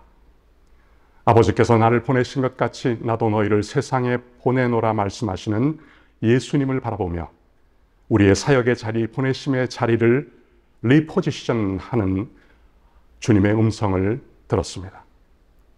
저는 오늘 제3일에 찾아오셔서 산 소망이 되신 예수님, 사명을 주셔서 세상에 보내사 세상 속에서 하나님의 살아계심을 경험하게 하신 삶의 이야기와 교회와 선교의 이야기를 함께 나누기를 원합니다. 세 가지 단계로 말씀드리겠습니다. 첫 번째는 예수 나의 산 소망, 두 번째는 꿈 있는 교회 이야기를 통한 선교의 여정, 그리고 세 번째는 글로벌 하트 얼라이언스 이야기를 통한 영적 덩케르크 연합 작전에 대해서 나누겠습니다. 예수 나의 산 소망. 저는 베드로전서 1장 3절 4절 말씀을 읽겠습니다. 우리 주 예수 그리스도의 아버지 하나님을 찬송하리로다. 그의 많으신 긍휼대로 예수 그리스도를 죽은 자 가운데서 부활하게 하심으로 말미암아 우리를 거듭나게 하사 산 소망이 있게 하시며 썩지 않고 더럽지 않고 쇠하지 아니하는 유업을 있게 하시나니 곧 너희를 위하여 하늘에 간직하신 것이라. 베드로전서 1장 1절을 보면 사도 베드로는 로마 제국의 변두리 소아시아에 흩어져 사는 하나님의 백성들, 나그네들에게 이 편지를 쓰고 있습니다. 여기서 나그네의 원어 디아스포라스는 고향을 떠나 흩어진 사람들을 뜻합니다. 이들은 이주자요 디아스포라였습니다. 이 편지의 1차적인 수신자는 곧 강대한 로마 제국의 변방 곳곳에 흩어진 나그네는 누구를 말하는 것입니까? 3절을 보면 하나님의 긍휼로 예수 그리스도의 십자가와 부활로 말미암아 구원하셔서 산 소망을 소유하게 된 사람들입니다. 흩어진 나그네지만 그들의 진정한 정체성은 산 소망이 있는 사람들입니다. 그들은 썩어지고 더러워지고 쇠하는 로마 제국 세상 나라 속에서 썩지 않고 더러워지지 않고 쇠하지 아니하는 유업, 곧 하늘에 영원히 간직하신 기업을 받게 될 사람들이라고 약속하십니다. 히브리서 11장에 나오는 우리의 믿음의 선진들의 모습 그대로입니다. 그들은 이 땅에서 외국인과 나그네로 살며 하나님이 예비하신 더 나은 본향을 사모했습니다. 그들은 영원한 것을 바라보았습니다. 교회, 에클레시아는 무엇입니까? 하나님께서 세상으로부터 픽업, 꼭 집어서 불러낸 사람들의 모임입니다. 그러나 교회는 단순히 불러냄으로 끝나지가 않습니다. 요한복음 20장 21절의 말씀처럼 아버지께서 나를 보내신 것 같이 나도 너희를 보내노라. 예수님께서 말씀하신 것처럼 교회는 세상으로 보내심을 받은 공동체입니다. 예루살렘 교회가 만약 흩어지지 않았더라면, 그래서 안디옥 교회가 세워지지 않았더라면 사도행전의 흩어짐의 역사가 어떻게 일어날 수 있었겠습니까? 하나님의 백성은 세상 속에 흩어진 사람들입니다. 흩어져서 교회로 살아가는 것입니다. 나의 안전지대를 벗어나서 세상으로 보내심을 받아 흩어진 교회는 산 소망 대신 예수 그리스도의 복음을 전하고 복음을 빛내는 삶을 살아야 합니다. 이것이 바로 선교의 의미입니다. 선교, 미션이라는 단어는 한국어 성경이나 영어 성경에 직접적으로 등장하지는 않습니다. 이 단어는 라틴어 미토 보내다, 미시오 보냄에서 유래했고 신약성경 헬라어의 아포스텔로 보내다, 아포스톨로스 보냄받은 자, 사도와 연결됩니다. 성경 전체는 선교로 가득 차 있습니다. 하나님은 아브라함을 보내시고 모세를 보내시고 선지자들을 보내셨고 결국 외아들 예수 그리스도를 세상에 보내셨습니다. 예수님 또한 제자들을 세상으로 보내셨고 지금도 교회를 세상으로 보내십니다. 이처럼 성경에서 말하는 선교는 본질적으로 보내심입니다. 그래서 교회의 정체성은 곧 불러내어 보내시는 공동체인 것입니다. 하나님의 백성은 세상 가운데 흩어진 나그네요. 교회는 세상 속으로 보내심을 받아 복음을 전하고 세상을 섬기는 선교적 공동체인 것입니다. 하나님은 선교의 하나님이십니다. 교회의 본질은 선교입니다. 하나님의 부르심은 보내심을 전제로 한 것입니다. 부르심은 보내심을 위한 것입니다. 주님의 보내심을 받아 세상에 흩어졌을 때 초기 교회 하나님의 백성들은 어떻게 세상 속에서 살았습니까? 버려진 아이들을 돌보았고 2세기, 3세기 로마 제국을 휩쓸며 로마를 초토화시킨 전염병으로 말미암아 수많은 사람이 죽어갈 때 역병에 걸린 환자들의 곁에서 그들을 끝까지 간호했던 사람들은 바로 그리스도인들이었습니다. 로마는 그리스도인들을 통하여 살아있는 희망을 보았습니다. 더러워지고 썩어져가는 허무한 땅 로마 제국에서 예수 그리스도의 복음을 통해 더러워지지 않고 썩어지지 않고 허무하지 않은 나라를 유업으로 받은 예수의 사람들이 그렇게 그 땅의 사람들에게 살아있는 진짜 희망이 되기 시작했습니다. 당시에 예수를 믿는다는 것은 수치와 불이익을 당하고 박해받는 것을 의미했습니다. 언제든 죽임당할 가능성이 있었습니다. 그럼에도 2세기에서 3세기의 그리스도인의 수는 급격히 증가해서 4세기 초에는 로마 전체 인구의 약 10%인 500~600만 명의 그리스도인들이 생겼습니다. 복음의 산 소망에 사로잡힌 평범한 그리스도인들 속에서 로마는 충격을 받았고 희망을 보았습니다. 그리고 소망에 관한 이유를 물었습니다. 1885년 언더우드와 벤절러가 조선의 최초의 개신교 선교사로 온 그때 어둠의 땅 조선의 수많은 사람들은 죽음과 썩어짐과 허무함을 향해 가고 있었습니다. 그러나 예수의 산 소망을 가진 선교사들이 자신의 안락한 삶을 버리고 복음을 듣지 못하고 죽어가는 조선을 향해 나왔습니다. 조선은 그들에게서 살아있는 희망을 보았습니다. 그리고 소망에 관한 이유를 물었습니다. 저의 얘기를 좀 나누고자 합니다. 제가 하나님의 긍휼로 예수님을 믿게 된 것은 고등학교 3학년 때였습니다. 친구들을 따라 교회 다니기 시작했지만 1년 동안 저는 예수님이 누구신지 전혀 몰랐습니다. 학생의 여름 수련의 마지막 날 기도 시간에 저는 진지하게 하나님께 질문했습니다. 하나님, 당신은 정말 살아계십니까? 살아계시다면 저에게 증거를 보여주십시오.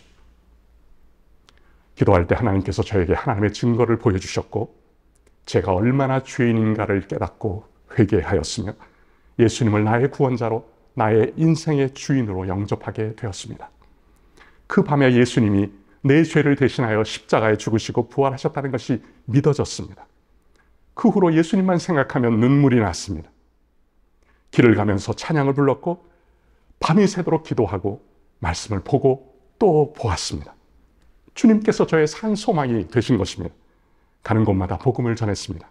학교에서 전도하고 버스를 타면 차장 누나에게 성경 구절을 적은 쪽지를 주면서 전도하고 소망 없이 죽어가는 사람들에게 복음을 전하지 않을 수가 없었습니다.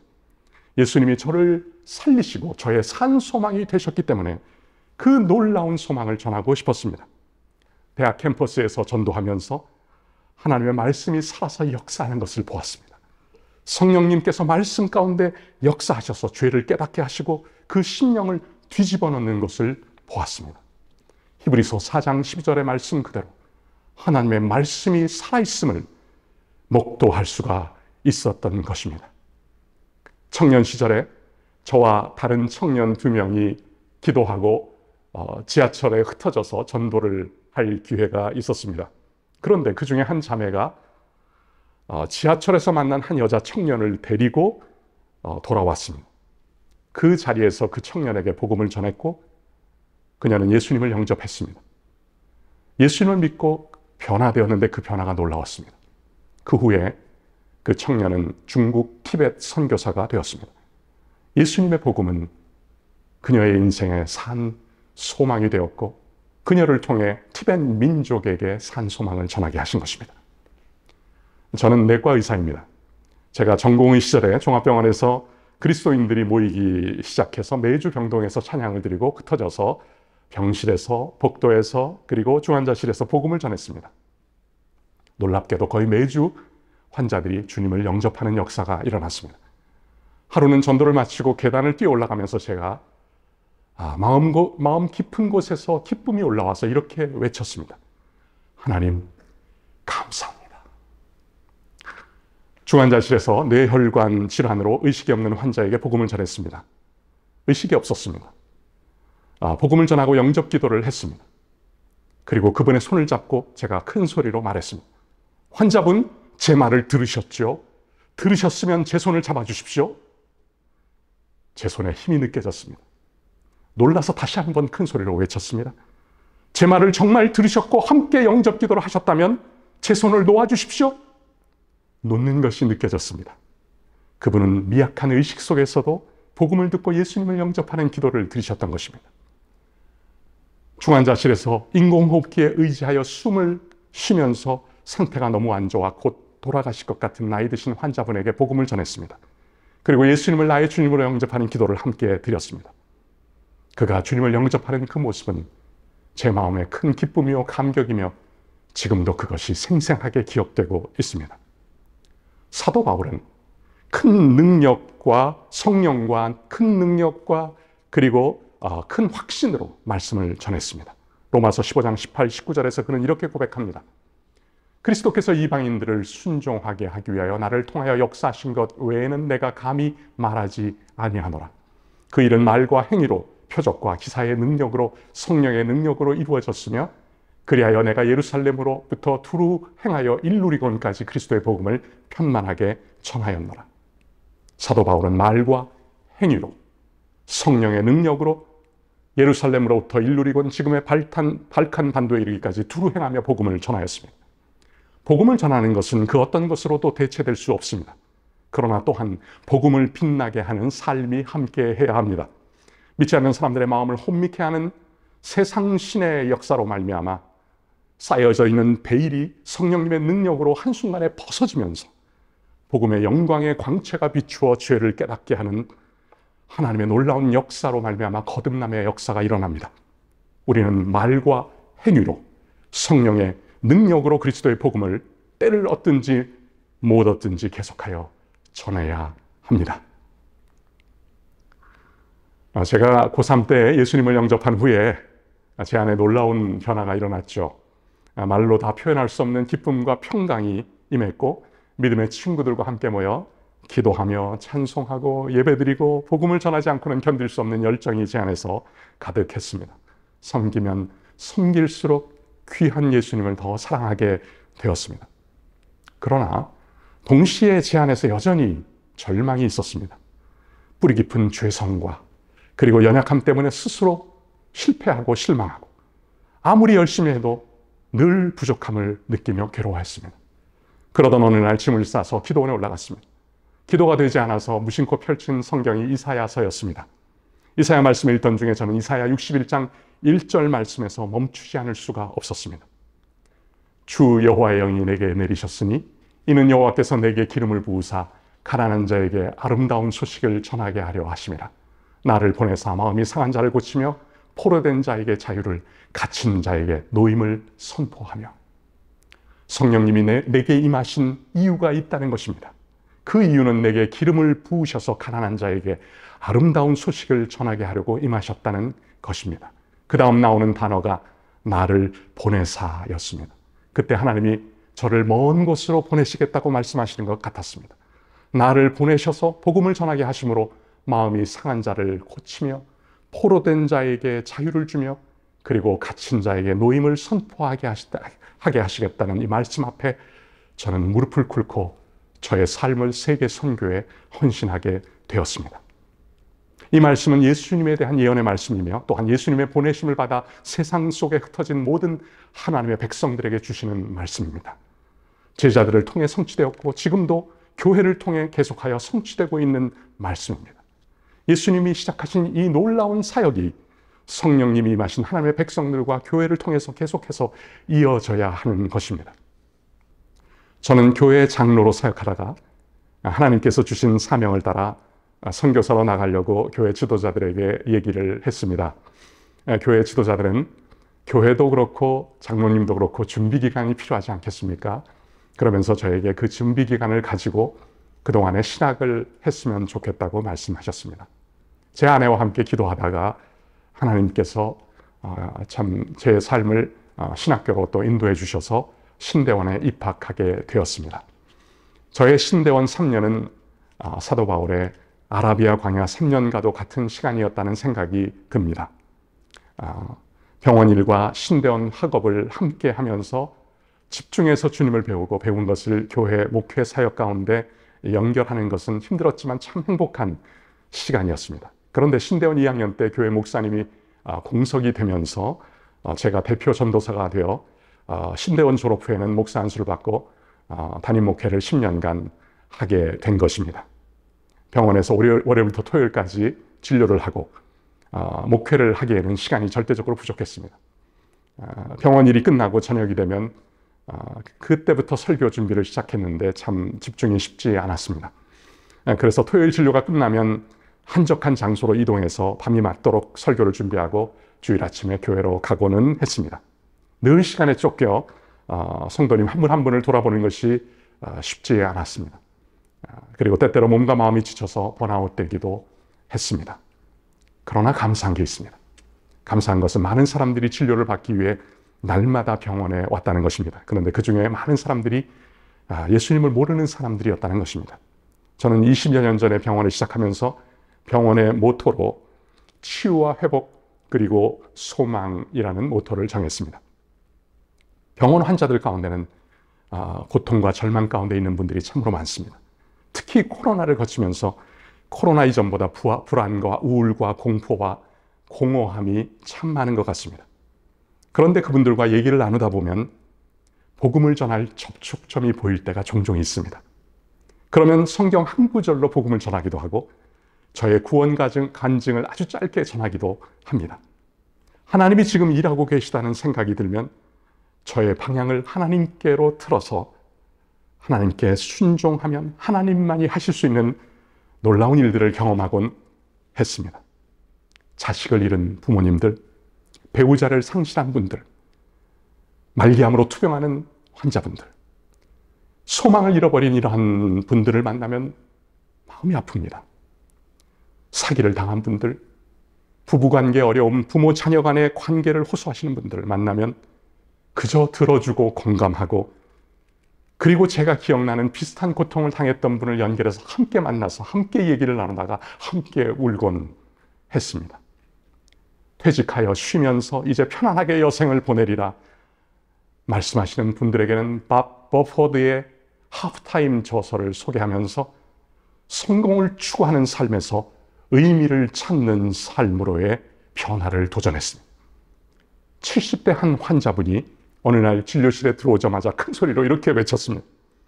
제가 선생님이 저에게 말씀하신 그 한마디 때문에 교회를 다시 나가게 됐습니다. 무슨 얘기를 했는지 기억이 잘 나지 않았습니다. 알고 보니 새로운 삶을 살아야 합니다.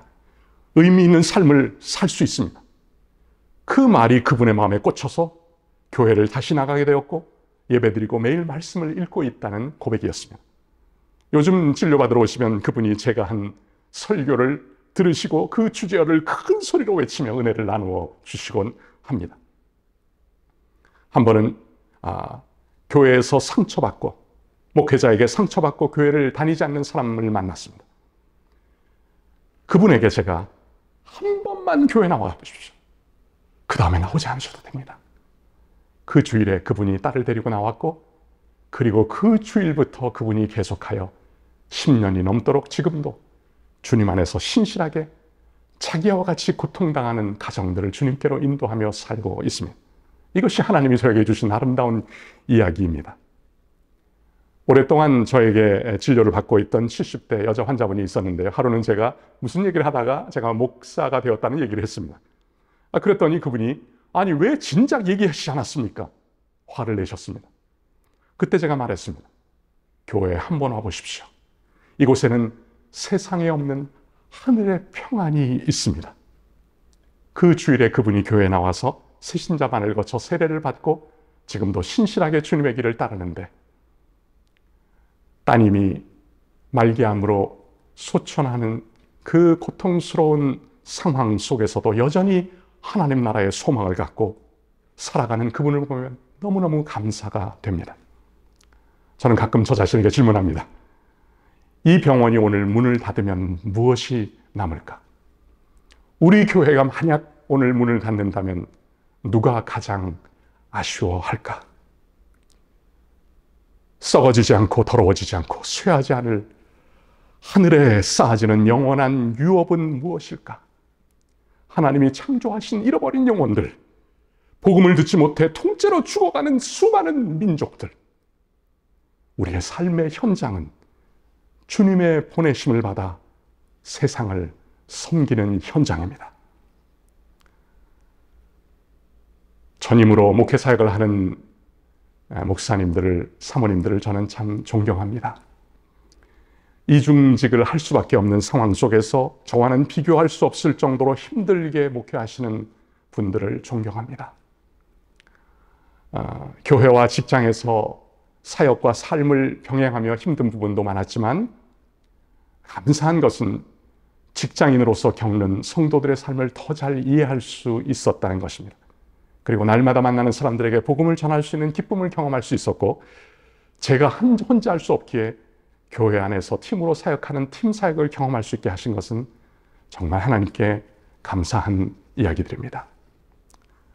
제가 섬기는 꿈 있는 교회는 한국의 작은 지역 교회로 1999년 10여 명이 모여 교회란 무엇인가, 하나님이 기뻐하시는 교회는 어떤 교회인가를 질문하며 시작되었습니다.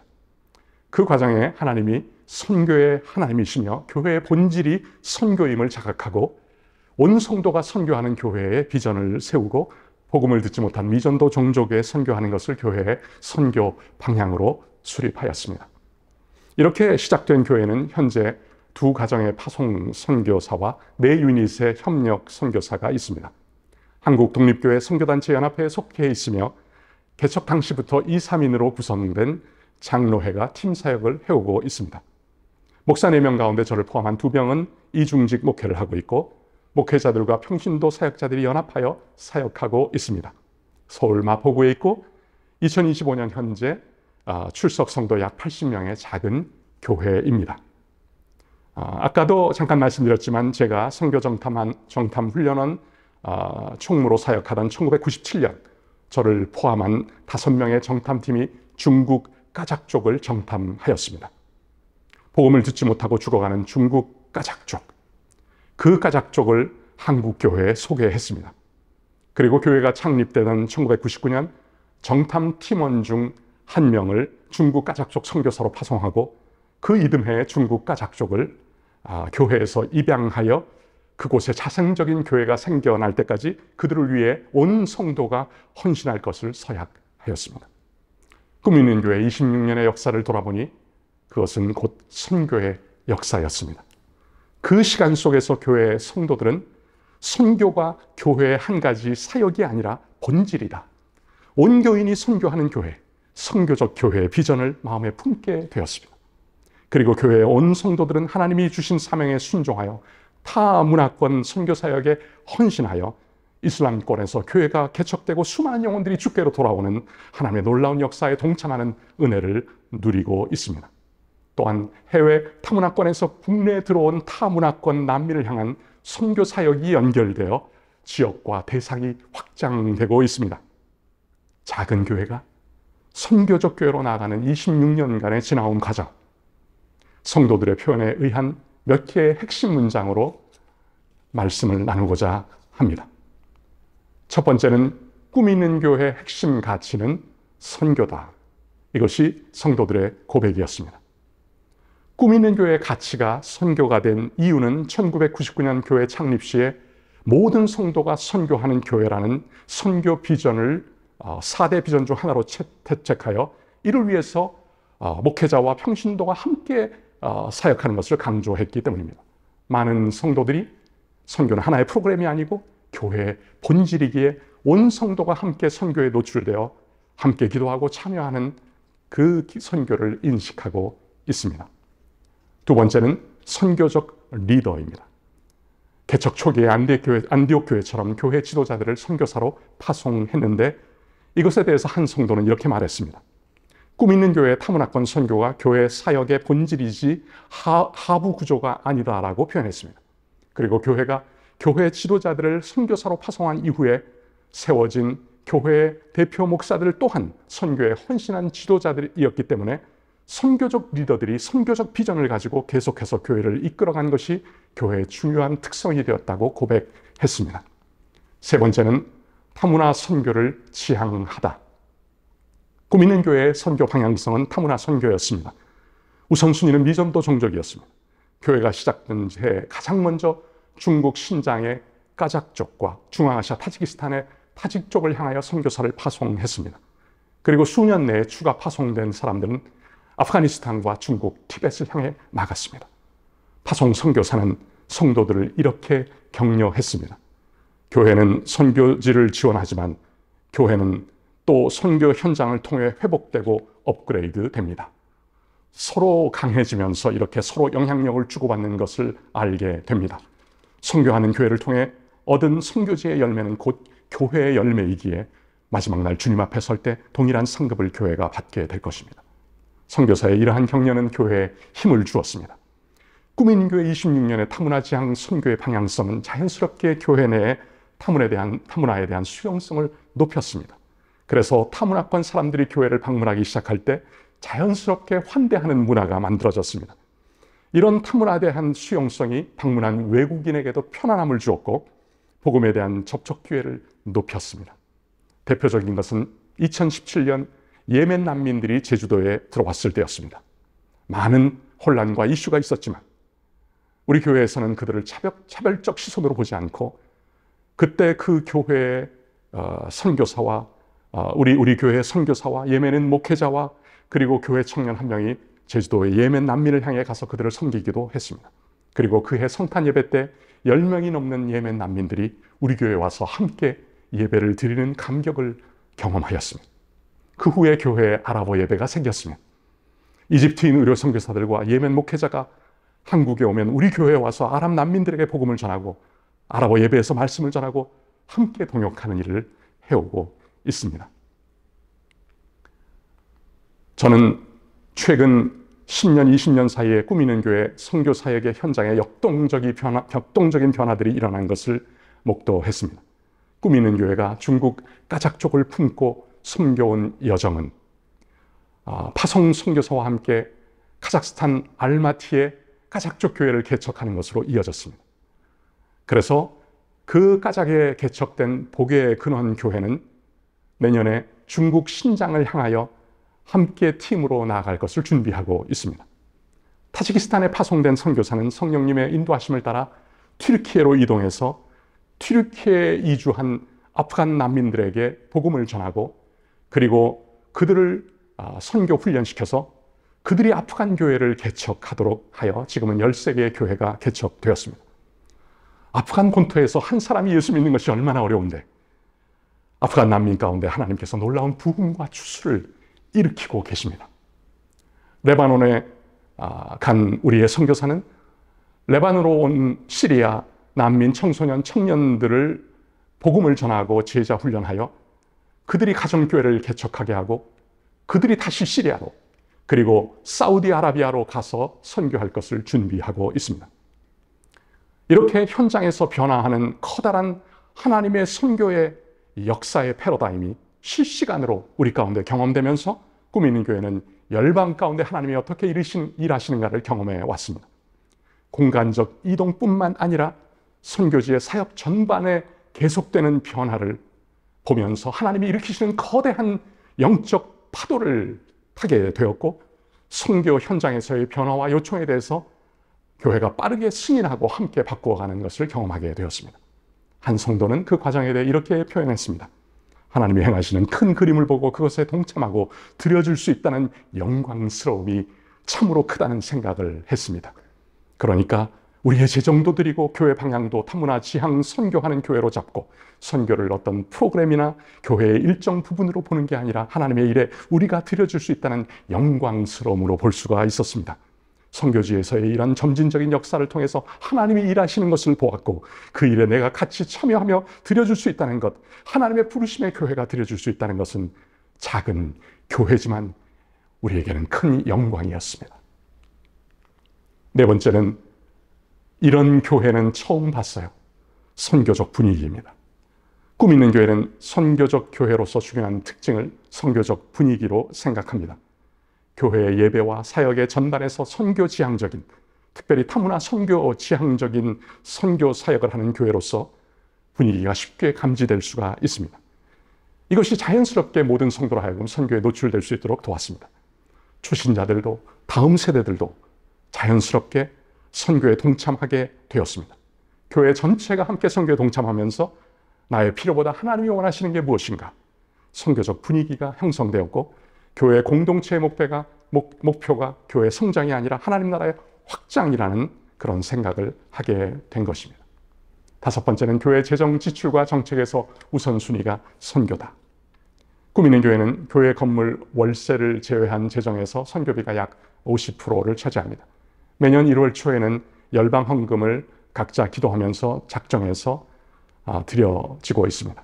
이 열방 헌금을 통해서 사회 경제적인 열악한 상황의 변화가 있어도 계속해서 선교가 진행될 수 있는 은혜가 있었습니다. 예배의 모든 대표 기도와 금요 기도회 때는 항상 선교지와 선교사를 위한 기도를 하며 예배 마칠 때 축도 시에는 항상 선교하는 모든 교회와 민족을 축복하는 기도로 끝나기 때문에 성도들은 예배와 그리고 기도를 통해 선교를 만납니다. 그리고 상시적으로 선교에 참여하고 있습니다. 마지막 여섯 번째는 선교지 선교사와의 친밀성입니다. 꾸미는 교회 선교의 특성 중 하나는 선교지 선교사와의 친밀성입니다. 파송 선교사가 한국에 방문할 경우에 선교사들은 항상 교회 거의 모든 예배에 참석하고 함께 예배드리고 함께 교제하고 현장의 다이나믹한 선교의 소식들을 전달합니다. 선교지에 있을 때는 선교지의 소식을 실시간 전해주어서 교회에 적극적으로 기도를 요청하고 선교지 교회나 공동체의 기도 제목을 우리는 늘 듣고 기도하면서 그들을 사랑하게 되고 그래서 선교지에 더욱 방문하게 되고 그리고 기도를 통해서 하나님의 일하심을 경험하고는 합니다. 하나님께서는 1999년 꾸미는 교회를 중국 신장에 있는 까작족 선교에 부르셨습니다.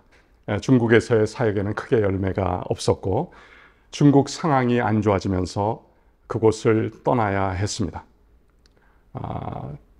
저희가 파송한 선교사 가정은 카자흐스탄 알마티에 정착하여 그곳에서 중국 까작족과 카자흐스탄의 까작족의 연합교회를 개척하게 되었습니다. 개척 초기부터 우리 꾸미는 교회는 함께 그 개척을 준비하고 그리고 매년 그곳을 방문해서 함께 연합 수련회를 하고 그리고 가정 방문을 하고 세미나, 주일학교, 진료를 하면서 교회 가운데 새로운 변화와 회복의 시간이 되었습니다. 2022년에 여름 단기 선교에 참석했던 꾸미는 교회 청년 중에 한 명은 마음의 깊은 도전을 받고 카자흐스탄에 남아서 복의 근원교회 청년들과 공동 생활을 하며 1년간 그들을 도왔습니다. 이 청년이 얼마 전 2025년 7월에 까작 복의 근원교회 까작 자매와 결혼을 하게 되었습니다.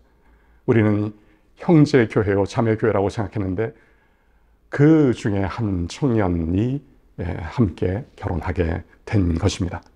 같은 기간에 복의 근원교회 청소년 4명을 한국에 초청해서 그 청년들에게 비전을 심어주고 제자 훈련을 하는 디모데 프로젝트를 진행하였습니다. 한국에 온 카자흐 청소년들을 위해서 수련회를 하고 대학 캠퍼스를 방문하고 양화진 선교사 모역을 가고 태어나서 처음으로 바다를 보여주고 리더십을 훈련하는데 꾸미는 교회 온 교인이 함께 참여했습니다. 이것은 교회의 한 부서의 행사가 아니었습니다. 전 교인이 함께 참여하여 함께 환대하고 함께 식사하고 함께 사랑하고 함께 섬기면서 카자흐 청년들이 심각하게 도전을 받았습니다. 이는 교회의 한 부서가 해야 될 일이 아니라 온 교인이 함께하면서 한 걸음 한 걸음 더 선교적 교회로 나아가는 여정이 되었습니다. 그리고 카자흐 청소년들은 돌아가서 변화된 삶을 통해 카자흐 복의 근원 교회에 큰 도전과 기쁨을 주고 있습니다. 복의 근원 교회는 2026년 중국 신장에 단기 선교팀을 보낼 준비를 하고 있습니다. 그리고 신장에 교회 개척을 하게 될 그날을 바라보고 있습니다. 중국 신장 까작 쪽에게서 잠시 멀어져 가는 듯 했지만 알마티에 중국 까작 쪽과 카자흐스탄 카자흐 쪽의 연합교회가 세워지고 이제 그들이 중국 신장으로 다시 나아가려고 하는 것입니다. 부족하지만 한국의 작은 꿈 있는 교회가 카자흐의 복의 근원 교회를 낳았고 카자흐의 복의 근원 교회가 중국 신장의 교회를 낳게 되어 카자흐 쪽을 향한 하나님의 긴 사랑의 이야기가 계속하여 아름답게 쓰여져 가기를 소망하며 기도하고 있습니다. 우리는 고백합니다. 선교적 교회가 선교적 교회를 낳는다는 것을, 그리고 이것은 지역을 초월하여 타 문화권 가운데 가능하다는 것을. 알마티의 복의 근원 교회 한 성도가 다음과 같이 고백했습니다. 꾸미는 교회가 와서 하는 게 선교구나 생각되었어요. 교회가 선교하는 모습을 보게 되었죠. 잘 조직이 되어 프로그램을 운영하고 사람들이 한마음 한뜻이 되어 섬기는 모습이 본이 되었습니다. 꿈이 있는 교회를 보면서 팀을 이루어 먼 나라에 가서 복음을 전하고 교회를 세우는 이런 일을 했으면 좋겠다고 생각했어요. 그룹을 만들고 팀을 보내서 이런 사역을 하자는 얘기를 다른 성도들과 했었어요. 지난 26년간의 교회 선교의 역사를 돌아보면 하나님이 하셨군요 고백하지 않을 수가 없습니다. 작은 교회가 하나님의 선교에 동참해서 경험한 은혜는 너무나도 컸습니다. 그러한 과정에서 우리는 100명 이하의 소형교회로서 소형교회만이 가질 수 있는 독특한 특성이 선교에 오히려 강점이 될 수 있음을 경험하게 되었습니다. 첫 번째, 작은 교회의 특징인 성도 간의 깊은 유대와 연합은 선교지와의 친밀한 관계 형성에 큰 힘이 되고 교회 안에 자연스럽게 선교적 분위기를 만들어 주었습니다. 두 번째, 저희와 같은 작은 교회는 외국에서 온 무슬림 이주민이나 난민들에게 가족 같은 따뜻한 공동체가 되어줄 수 있으며 이는 이슬람권 선교에 굉장히 귀한 자원이 될 수 있다는 것을 발견했습니다. 이슬람은 공동체를 중요시 여기고 가족 중심 사회라서 거기서 떨어져 나와 너무 외로운 상황 속에서 작은 교회의 가족 공동체의 환대에 쉽게 마음을 열었고 복음을 받아들이는 그러한 강점이 있었습니다. 세 번째, 저희가 카자흐스탄에 함께 개척한 복의 근원교회 역시 소형교회였기에 양교회는 일방적인 후원이나 지도관계가 아니라 서로 배우고 함께 자라는 상호적 동반자 관계를 맺을 수 있었습니다. 서로를 위해 기도하며 영적으로 함께 성장해가는 아름다운 연합이 형성된 것입니다. 이슬람 문화권에서 그리스도를 영접한 무슬림이나 난민들은 수많은 영적 도전과 고난 속에 살아갑니다. 그들에게는 강력한 영적 지원이 필요합니다. 이를 위해 무엇보다 긴밀한 소통이 중요한데 바로 이 지점에서 중소형 교회의 유연성과 민감함이 크게 사용될 수 있다는 것입니다. 저희 교회도 이러한 긴밀한 교통을 통해 타문화 선교지향적 선교적 교회로 나아가고 있는 것입니다. 선교지의 소식과 기도 제목을 일상적으로 듣고 실시간으로 함께 기도하며 긴급한 필요와 요청에 따라 현지를 방문하고 연합 수련회를 하고 가정 방문을 진행하고 절기에는 서로 영상으로 인사를 주고받고 이런 살아있는 관계가 현지 교회의 큰 격려가 되고 그들도 선교적 교회로 힘있게 자라는 데 도움이 될 수 있었습니다. 이처럼 빠른 소통과 깊은 유대 그리고 유연성을 가진 중소형 교회는 무슬림 선교를 위한 귀한 도구가 될 수가 있는 것입니다. 이러한 저희 교회의 선교적 여정을 통해서 하나님께서 중소형 교회들이 하나님의 부르심을 따라 그들의 강점을 살려 무슬림과 난민들을 위한 선교적 교회로 나아가도록 지원하며 함께 연합하는 일을 하기를 하나님께서 원하신다는 그런 마음이 올라왔습니다. 이것이 글로벌 하트 얼라이언스 가의 시작이 되었습니다. 그 즈음에 비행기 안에서 제가 덩케르크라는 영화를 보았습니다. 1940년 2차 세계대전 실화를 영화화한 것입니다. 프랑스 북부 덩케르크 해안에 30만 명이 넘는 연합군이 독일군에 의해 포위되어 몰살 직전에 있었습니다. 군함을 띄워 그들을 구출하기에는 수심이 너무 얕았고 그리고 노출되어 폭격당할 위험이 있었습니다. 그때 구조 신호를 받은 영국 해안의 작은 어선들 800여 척이 덩케르크를 향해 목숨을 걸고 나아가 30만 명이 넘는 연합군을 구출하였습니다. 그때 하나님께서는 24시간 넘게 독일군의 공격을 멈추게 하셨고 영국 교회들은 이 구출 작전을 위해 기도하고 있었습니다. 현재 전 세계 무슬림은 약 20억 명, 전 세계 인구의 25%에 이르고 있고 2050년에는 약 30%에 달할 것으로 전망됩니다. 또한 전 세계 강제 이주 인구는 1억 1천만 명을 넘어섰고 그 중에 약 4천만 명이 난민, 6천만 명이 국내 시장민입니다. 우리나라 역시 체류 외국인이 약 265만 명이며 이 중 무슬림 인구는 약 32만 명으로 추산되고 있습니다.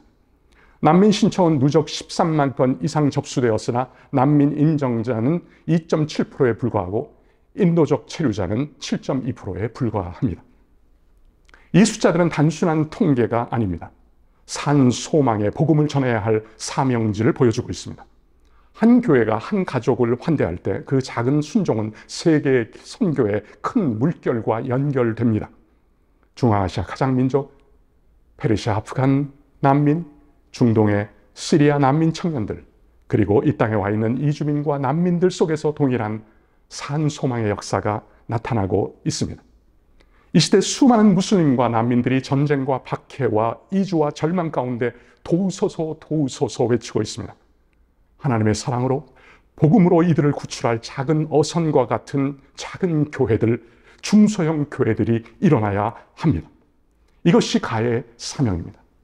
글로벌 하트 얼라이언스, 하나님의 마음을 품는 중소형 교회와 하나님의 백성들이 하나님의 마음 안에 있는 열방, 특히 무슬림과 난민을 품고 연대하여 일어나 무슬림과 난민을 구출하기 위한 영적 덩케르크 연합 작전을 시작하자는 것입니다.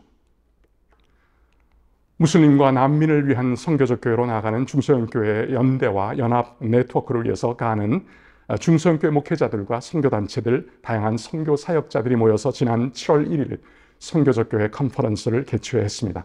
그리고 9월 22일에는 중소형 교회들의 동역자 테이블 모임을 갖게 됩니다. 무슬림과 난민을 위해서 하나님께서 일으키시는 부흥과 추수에 동참하여 4개 지역에 초점을 맞추어 사역하고 있습니다. 첫째는 중앙아시아 무슬림 사역입니다. 카자흐스탄, 키르기스탄, 우즈베키스탄, 타지키스탄, 투르크메니스탄으로 구성된 중앙아시아 이슬람은 독특한 특성이 있습니다.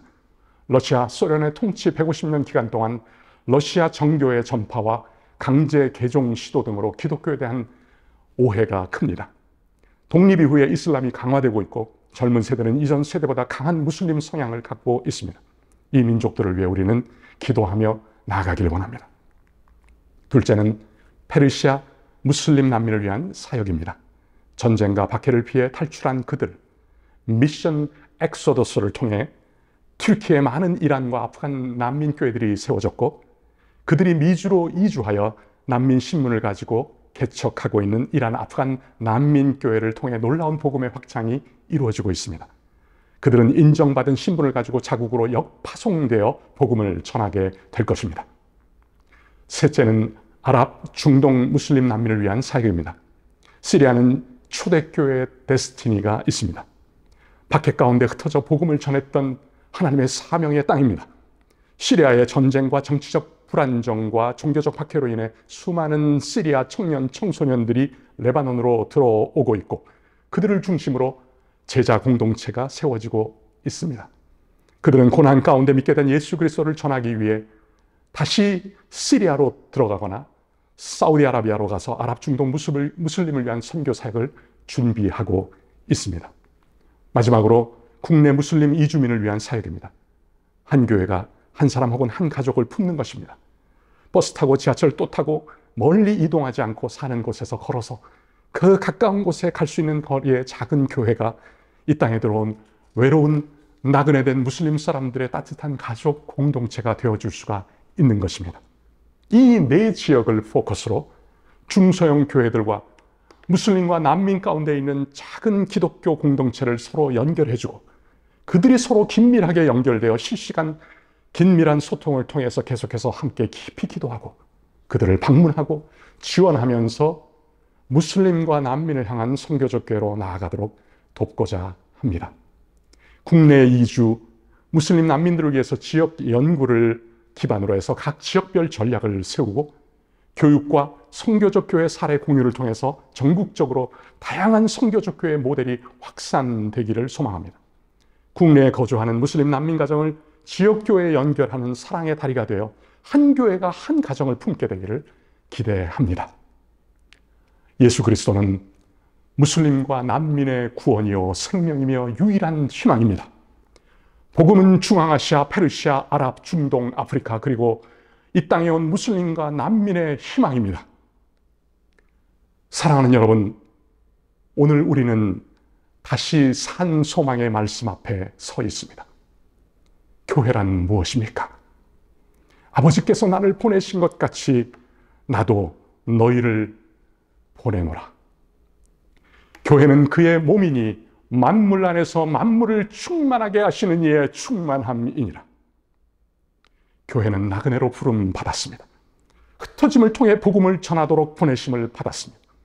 이제 우리에게 필요한 것은 중소형 교회의 연합입니다. 성령의 인도하심을 따라 무슬림과 난민 선교의 영적 덩케르크 연합 작전을 완수하자고 여러분에게 요청합니다. 각자의 배는 너무나 미약하고 작지만 함께 노를 연합하여 저을 때 바다를 건너는 역사가 일어날 것입니다. 산 소망이신 예수님께서 우리와 함께하고 계십니다. 이 소망이 교회를 다시 리포지셔닝 새롭게 하고 세상에 희망을 전하게 하실 것입니다. 우리는 오늘도 마지막 때를 바라보며 살아가고 있습니다. 주님 다시 오실 그날을 바라보고 있습니다. 그리고 마태복음 24장 14절에 말씀이 성취될 그날을 바라보고 있습니다. 이 천국 복음이 모든 민족에게 증언되기 위하여 온 세상에 전파되리니 그제야 끝이 오리라. 지금도 복음을 듣기를 갈망하는 죽음을 향해 가는 수많은 민족들이 있습니다. 무슬림과 난민들 가운데 하나님이 일으키시는 거대한 영적인 파도가 일어나고 있습니다. 영적 덩케르크 연합작전을 함께 완수합시다. 중소형 교회는 작지만 강합니다. 교회는 세상의 희망입니다. 저는 이러한 얘기를 듣게 되기를 갈망합니다. 2025년 교회는 세상의 희망이 되었다. 예수 그리스도는 무슬림과 난민들의 구원이 되었고 생명이 되었고 유일한 희망이 되었다. 오늘 우리는 무슬림과 난민을 향한 하나님의 심장을 품기를 원합니다. 무슬림과 난민을 향한 하나님의 사랑의 이야기가 우리의 교회와 세상 속에서 계속될 것입니다. 이 일을 위하여 지체 없이, 막힘없이, 남김없이 우리의 삶을, 우리의 교회를 드립시다. 교회여, 함께 영적 덩케르크 연합작전을 완수하자. 아멘. 함께 기도하시겠습니다. 소망의 하나님께서 우리를 긍휼히 여기사 예수 그리스도의 십자가와 부활로 말미암아 우리를 거듭나게 하사 산소망 주심을 감사합니다. 부르심의 소망이 무엇인지 알게 하시고 뒤에 있는 것은 잊어버리고 앞에 있는 것을 잡으려고 표대를 향하여 달려가게 하소서. 아버지께서 예수님을 세상에 보내신 것 같이 우리도 예수님의 보내심을 받아 세상 속에서 복음을 전하고 복음을 빛나게 하는 삶을 살도록 도와주옵소서.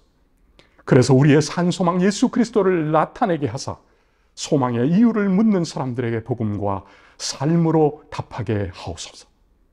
하나님께서 창조하신 20억 무슬림과 세계 곳곳에 그리고 우리 곁에 다가온 난민들 가운데 하나님께서 친히 일으키시는 부흥과 추수를 바라보며 주님 다시 오실 그날을 바라보며 선교의 하나님께서 친히 일으키시는 거대한 영적 파도를 타게 하여 주옵소서. 하나님 너무도 사랑하시는 무슬림과 난민을 위하여 이 땅의 열방의 중소형 교회들이 영적 덩케르크 연합 작전을 완수하게 하여 주옵소서. 성령님 우리를 도와주시옵소서. 하나님의 백성된 우리와 교회와 열방의 산소망이 되신 예수님의 이름으로 기도합니다. 아멘.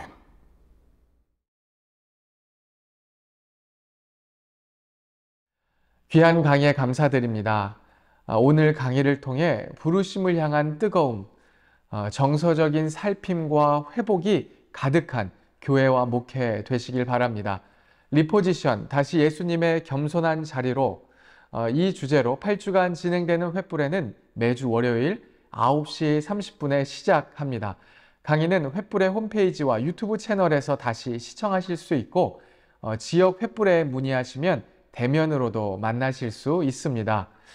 다음 주에는 세 번째 강의로 미라클 오이교회의 최성은 목사님의 강의와 캐나다 그레이스 한인교회의 박신일 목사님의 강의로 찾아뵙겠습니다. 대면 모임 및 조별 모임이 궁금하신 분들은 각 지역 횃불의 총무님께 문의하시면 좋겠습니다. 그러면 다음 주에 뵙겠습니다. 감사합니다.